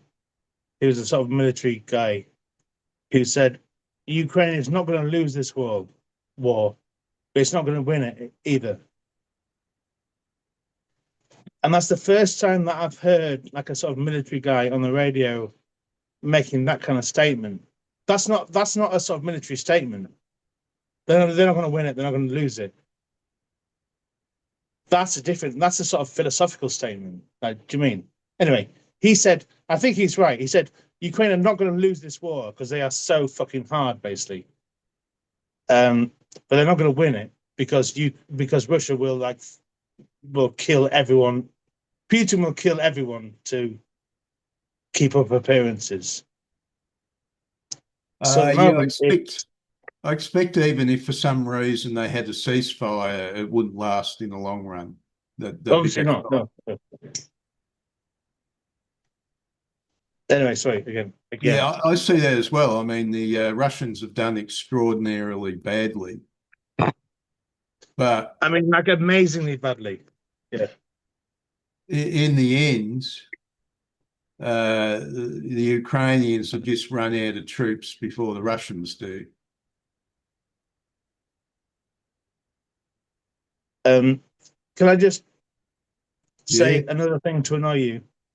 My mate showed me a podcast called War on the Rocks. War on the Rocks, which is done by a couple of American guys who are sort of like whatever, ex-military or whatever. But it's very, very careful analysis of like the number of troops, number of tanks, number of stuff. I mean, there are a couple of Americans who just went over to Ukraine over and over again and still go there and just like get all the numbers. It's great. It's depressing, but it's great. But even according to him, they're like anyway, Ukraine are just so fucking hard that it's kind of I can't think of another time in history where this has happened. Do you know what I mean? Oh, I think there's an explanation for it all.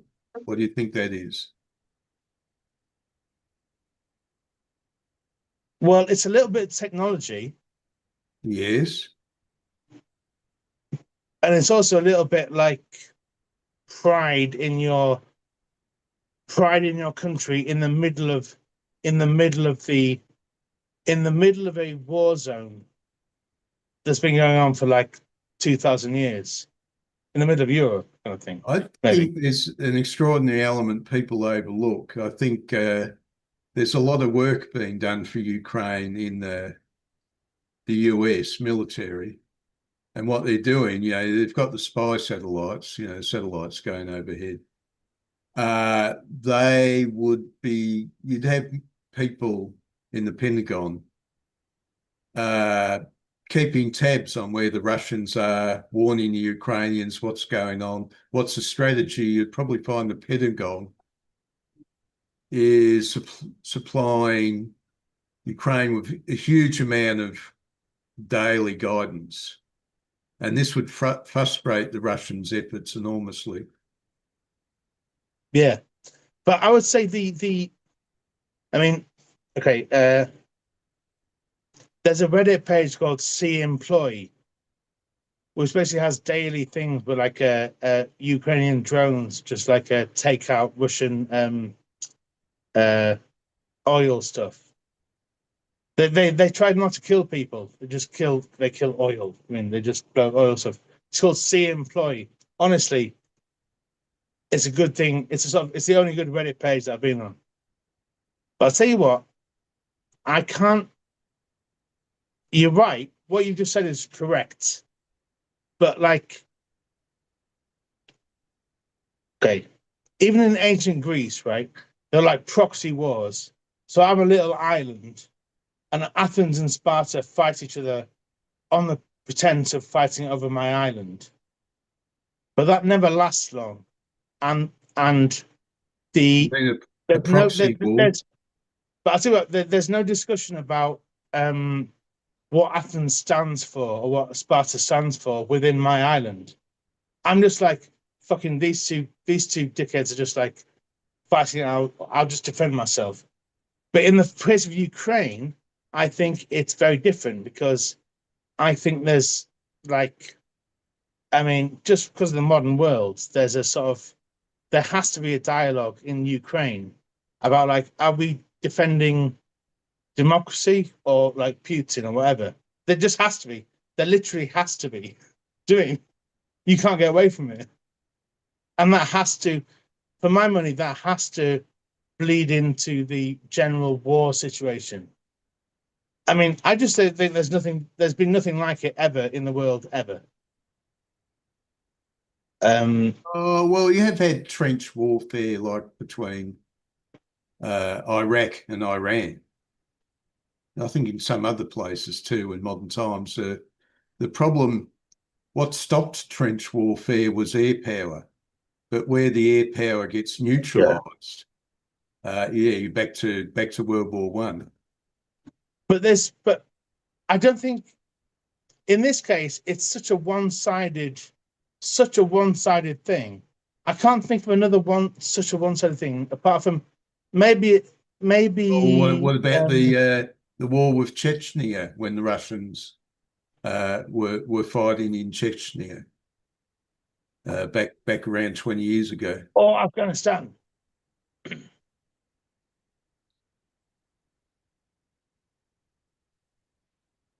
Of But course, they that was before yeah. he helped destabilize the United States from within, before an unabashed Putin apologist had landed in the Oval Office, before he'd Yeah. gone to war against his neighbours. Putin could have called it a day right after Trump was elected, but he was at the apex of his power and wealth. Why But has hang he on, kept going? The shorter answer is Putin is stuck. Russia is a country where no one really trusts anybody. Giving up power, yes. it's just too risky. So you can't retire in Russia. He's It's cornered just run. It's himself. just run by. Enough. It's run by a criminal. I was going to say, like, imagine Putin invading Afghanistan now. Do you mean it wouldn't make sense? It'd be a criminal. It would be a criminal on his last legs invading a place. It just wouldn't make sense. Anyway, sorry, I didn't. By convincing average Russians that they too live in a besieged fortress surrounded by enemies, Putin can keep him on his side. Fear is his best friend, so he makes it clear to the elite that any act of disloyalty can carry a high price. The thing that the podcast War on the Rocks does is it numbers all the Russian troops that died, like day by day by day by day. It's depressing, but it's true. Do you mean? And it's just like it's the same as the Second World War kind of thing. It's those kind of numbers. Well, maybe not those kind of numbers, but like that kind of proportion of the populace who are able to serve militarily. Just like hundreds of thousands of millions of people just being sent to die. Okay, here's one. In Russia, don't carry rubbish out of the hut, which means don't air your dirty laundry in public. So this is the thing they have. So they're saying, I don't know, Russia's all mysterious and weird. I don't know if everything is weird about Russia. Say that in Switzerland. You're a policeman. Say that to me in Switzerland, it'd be fine. In Russia, it's like that's the end game. Yeah. So what have you been doing with yourself, Charles? I've been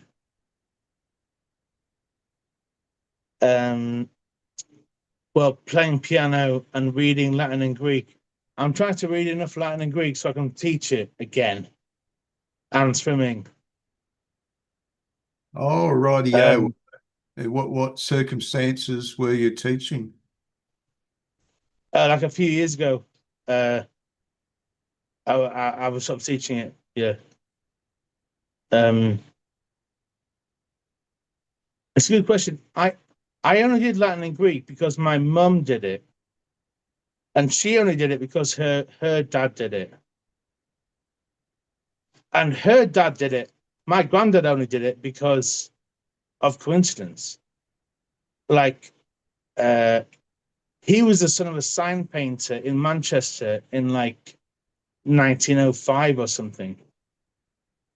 So basically, I did classics as a sort of moral responsibility to my dying mother who had MS. And then I kind of liked it, but like the thing you have to realize is that people who study classics are usually cocks. I would refer you to Boris Johnson. I would refer you to Boris Johnson is striking. He must be trying to figure out, look, I can't figure out how this guy got anywhere. He's an idiot. Yeah, he's a sort of Harry Potter-esque. I was discussing on the Happy Positive group earlier why people love Harry Potter. People love Harry Potter. Sorry, people love Boris Johnson because they love Harry Potter. People love Harry Potter because they like Dickens, but the other way around. The moral of Dickens, the moral of Charles Dickens is don't go to a public school because they're all cunts. Not to be fun and pun on it. Did he say that, did he? I'm telling you, like fucking, it's absolutely. But a couple of ladies said to me, like, I've worked in schools, and the only way I've got kids to read is because of Harry Potter. So that's it. Oh, right. Anyway, Yeah. sorry. Okay. I didn't want to. That was a long way around of saying like whatever I was saying. But go on with the yeah. Okay. Well, sort of come to the end now. So I don't know, any last words about Vladimir Putin? Oh yeah. It's the end of the 2 hours. We started at 10:45. Well, some of it is like we were talking about this earlier. Like if I was is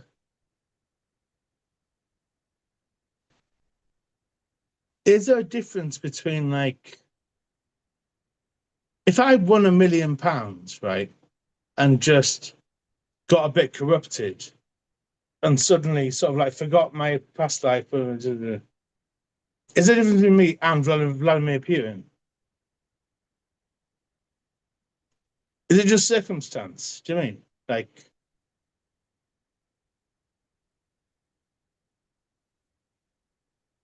If you got £1 million, all your worries would be over. But I don't see like you, Stephen. I know you. I don't think you would. I don't think you could become Vladimir Putin. I don't think there's anything in the world that would make you be as corrupt as Vladimir Putin. And I'm a very wise man. Do you mean?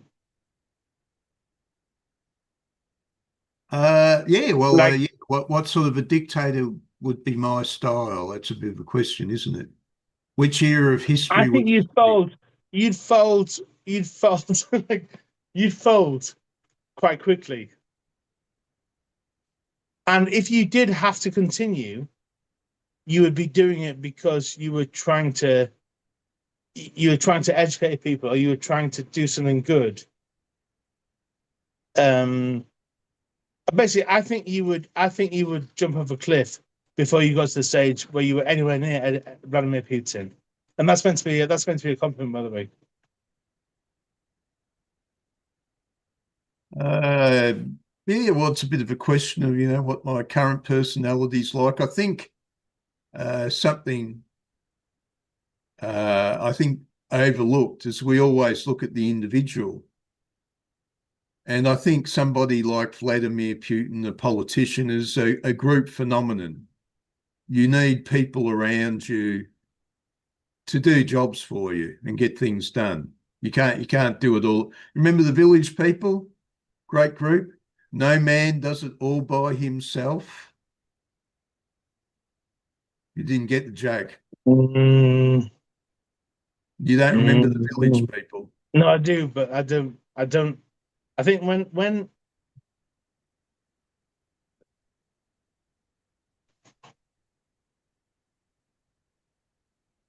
I think it's something different when um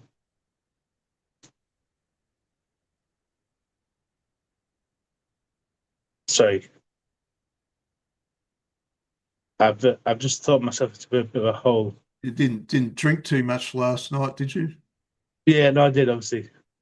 I had too much last night. I had 10 standard drinks, which is way over what I'd normally drink. I might drink 4 or 6. But I was having a fight with Angelina last night, so I got pissed off. She lives in Jordan, Yeah. trying to greet her in her Arab, and she hates the Israelis, and I keep on trying to point out to her that you're wasting your time. Whatever the Israeli Jews are, they live there now. They don't want to leave, and they want to stay alive. It's sort of like they've got this amazing attitude, and she's an atheist. They always got this attitude that's like, you know, there is some God, even though they don't believe that there's some moral order, even though they don't believe in a God. Now, I question the moral order, even though I do believe in the supernatural. And, you know, okay, you're saying Israel is evil. So That's is right. all Yeah. mankind. They're all just as bad as each other. And the trouble is, the Israelis want to stay alive, and the Arabs keep on trying to You just unalive. said like I believe in the world order, even though I don't believe in God, or whatever you said. That is why me and you would not survive a minute in like the good old days. We would be like No. assassinated. We would be like slaughtered, basically. No, you Because we don't misheard me. we are wise men. You misheard But me. What I'm saying is a lot of people who are atheists believe in a moral order. And yeah, even I know. though Yeah. I'm not an atheist, I sort of believe in the supernatural. I question whether the moral order really applies, even though we believe in it or live by some sort of moral order. We tend to imagine like there's some sort of overarching moral order that governs the world. That I question. But the amazing thing is atheists believe in this overarching moral order. Now, I believe in a moral order. You're living in a little village somewhere with a few other people. Of course, you have to live by the morals of that village. Otherwise, you end up on your own. Yeah. But But this, what I'd say, yeah, sorry. you know, sort of overarching idea of a moral order, I question because it's always one that serves a particular person. This is my idea, so I must be right for everybody.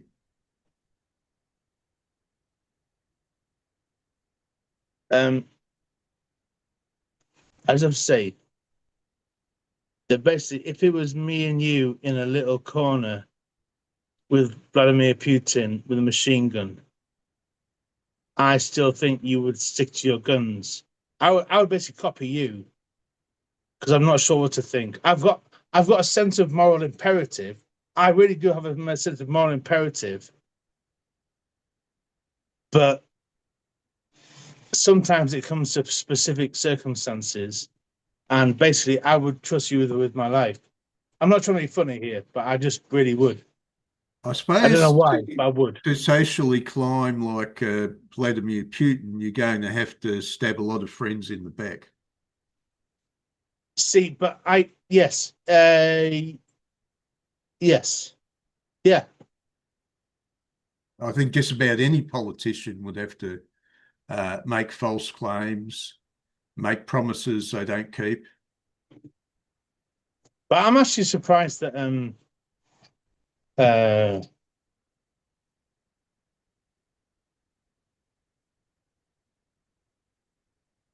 well, I don't know. I mean, I've seen a couple of interviews with Putin. One was with a BBC journalist who I think should have just like knifed him immediately. But anyway, and he sort of asked him like the classic questions, like quite penetrating questions. Who was it? I think it was Rosenberg.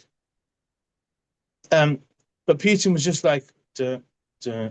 He was like just duh, duh, duh. He was like interviewing a robot. Like, what's the point? And I guess he's interesting in as much as he is a robot who just views people as instrumental things to like get power from, I suppose. Oh, that's going back to the values lesson. There are Yeah, instrumental I don't want values, to get too value laden, but is that it? Like, intrinsic values versus instrumental values. yeah, but again, I don't want to. But maybe he is special because he has managed to fuck up. Well, he's managed to like continue the idea of communism while doing the opposite for Well, Russia's 40 always years. been a dictatorship, you know, going back to the Middle Ages. But would it not be better if Putin just said, "Okay, I'm a communist. and just did what he did anyway. Well, I don't know. I don't know if he's really a supporter of communism anymore. No, but He's you mean an authoritarian. If yeah, he but was a like, but real what he, communist, he wouldn't support the church.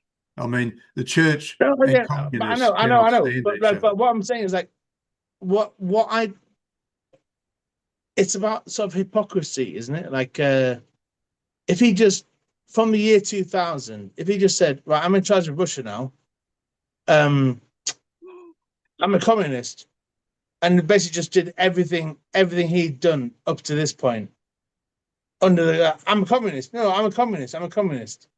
That'd be good, wouldn't it? That would be outrageous. But what he did was like pretend to be a sort of like a ally of the West. He's a criminal. He's a criminal, basically. Do you mean? If he was just a if he was an honest criminal, which would involve him just saying, I'm a communist. Just say yes, Charlie, Stephen, please. Because I'm No, I gonna fill think up a bit overgoing. he's allied himself with the church, which means whatever program, whatever authoritarian program he's got going is more traditionalist. It's like Mussolini. Mussolini wanted to wipe out the church. Yeah. You know that, don't you? When Mussolini Yeah. started, he was But I rabid, mean, and then but he decided, well, the better element in wisdom is to reach some sort of terms with the church. But what Trump did was just fucking just treat people like animals and just do whatever he wanted. Why not do Well, I that? think that's true about humanity, that there's an animal side to them, and that's becoming more and more out. It's a less and less polite world, isn't it? But why didn't Putin do that from the year 2000? Do you mean? According to the comic, actually, where he's not on TV and that, he's a lot rougher in his manners. Very accusing, a bit like Trump in a way. Trump's got a different style. But did he have a? Sorry, I'm just like trying to. Did he have any sense of justice ever? I mean, Trump never did because he wasn't brought up that way. But Trump was never in a position where he could just take control of a country without any, just by doing it. Doing it. I think everybody has a sense of justice. Whether they adhere to it is something else. Anyway, Justice is I win. That's the most just thing that can happen, and my enemies go up in flames. but imagine you're Putin. Imagine you're Putin like the year 2000. Okay, is it something that like you have you've got criminal tendencies, right? By which I mean you want to steal as much money as possible. You're a nasty cunt, right? But you find yourself at the head of Russia, having fucked over all of your colleagues all the time. So do you think of yourself as a basically? Do you think of yourself as a person or not? Well, I think that Or does that change? when you're a little kid, you've got very fluffy, warm ideas about your humanity. And if you have the more extreme experiences, you'll find that your humanity is not what you thought it was. If you've lived a very isolated life and not dealt with people too much, or lived a fairly safe life, you would probably think your humanity's intact. But if you hit more dangerous circumstances, you'd find out the truth that you're not the human you thought you were.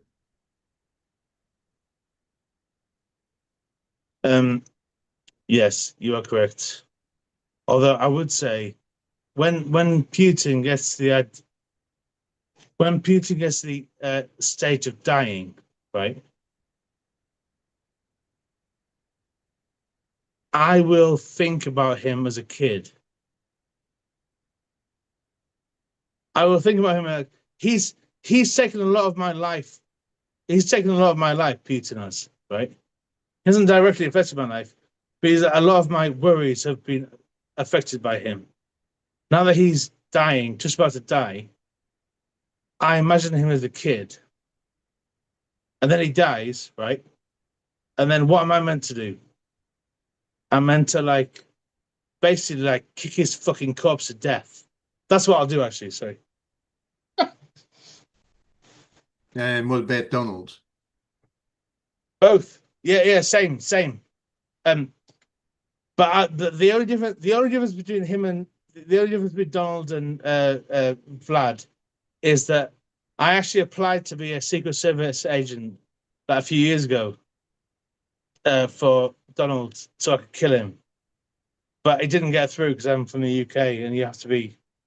Do you mean all the corruption in the UK? You still have to be from the US to be his bodyguard. Pathetic. Okay. Anyway, the Existential Society will be on in an hour about the Roman Empire. Why did it fall? And do you remember George Gonzalez? Have you come across him? No, I'm not sure. No. Oh, all right. Okay. He's going to do a talk about Trump in a couple of weeks at the Existentialists. Yeah, I'll look it up. Yeah.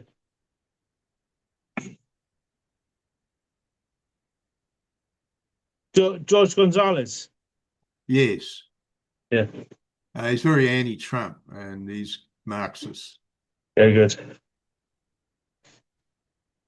Okay, I suppose that wraps it up. I'll go and do a few things before the next meeting. Sorry, I didn't mean to fuck up the entire meeting. No, that's okay. It's fine. So I might see you at the next meeting in the Existentialists if you make that one.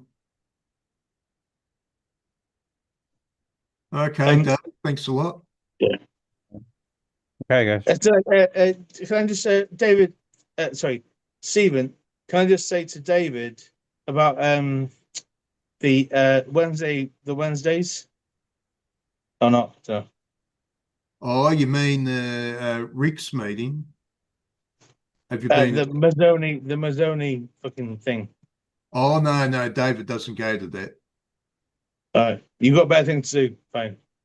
Yeah, David doesn't do the value theory group.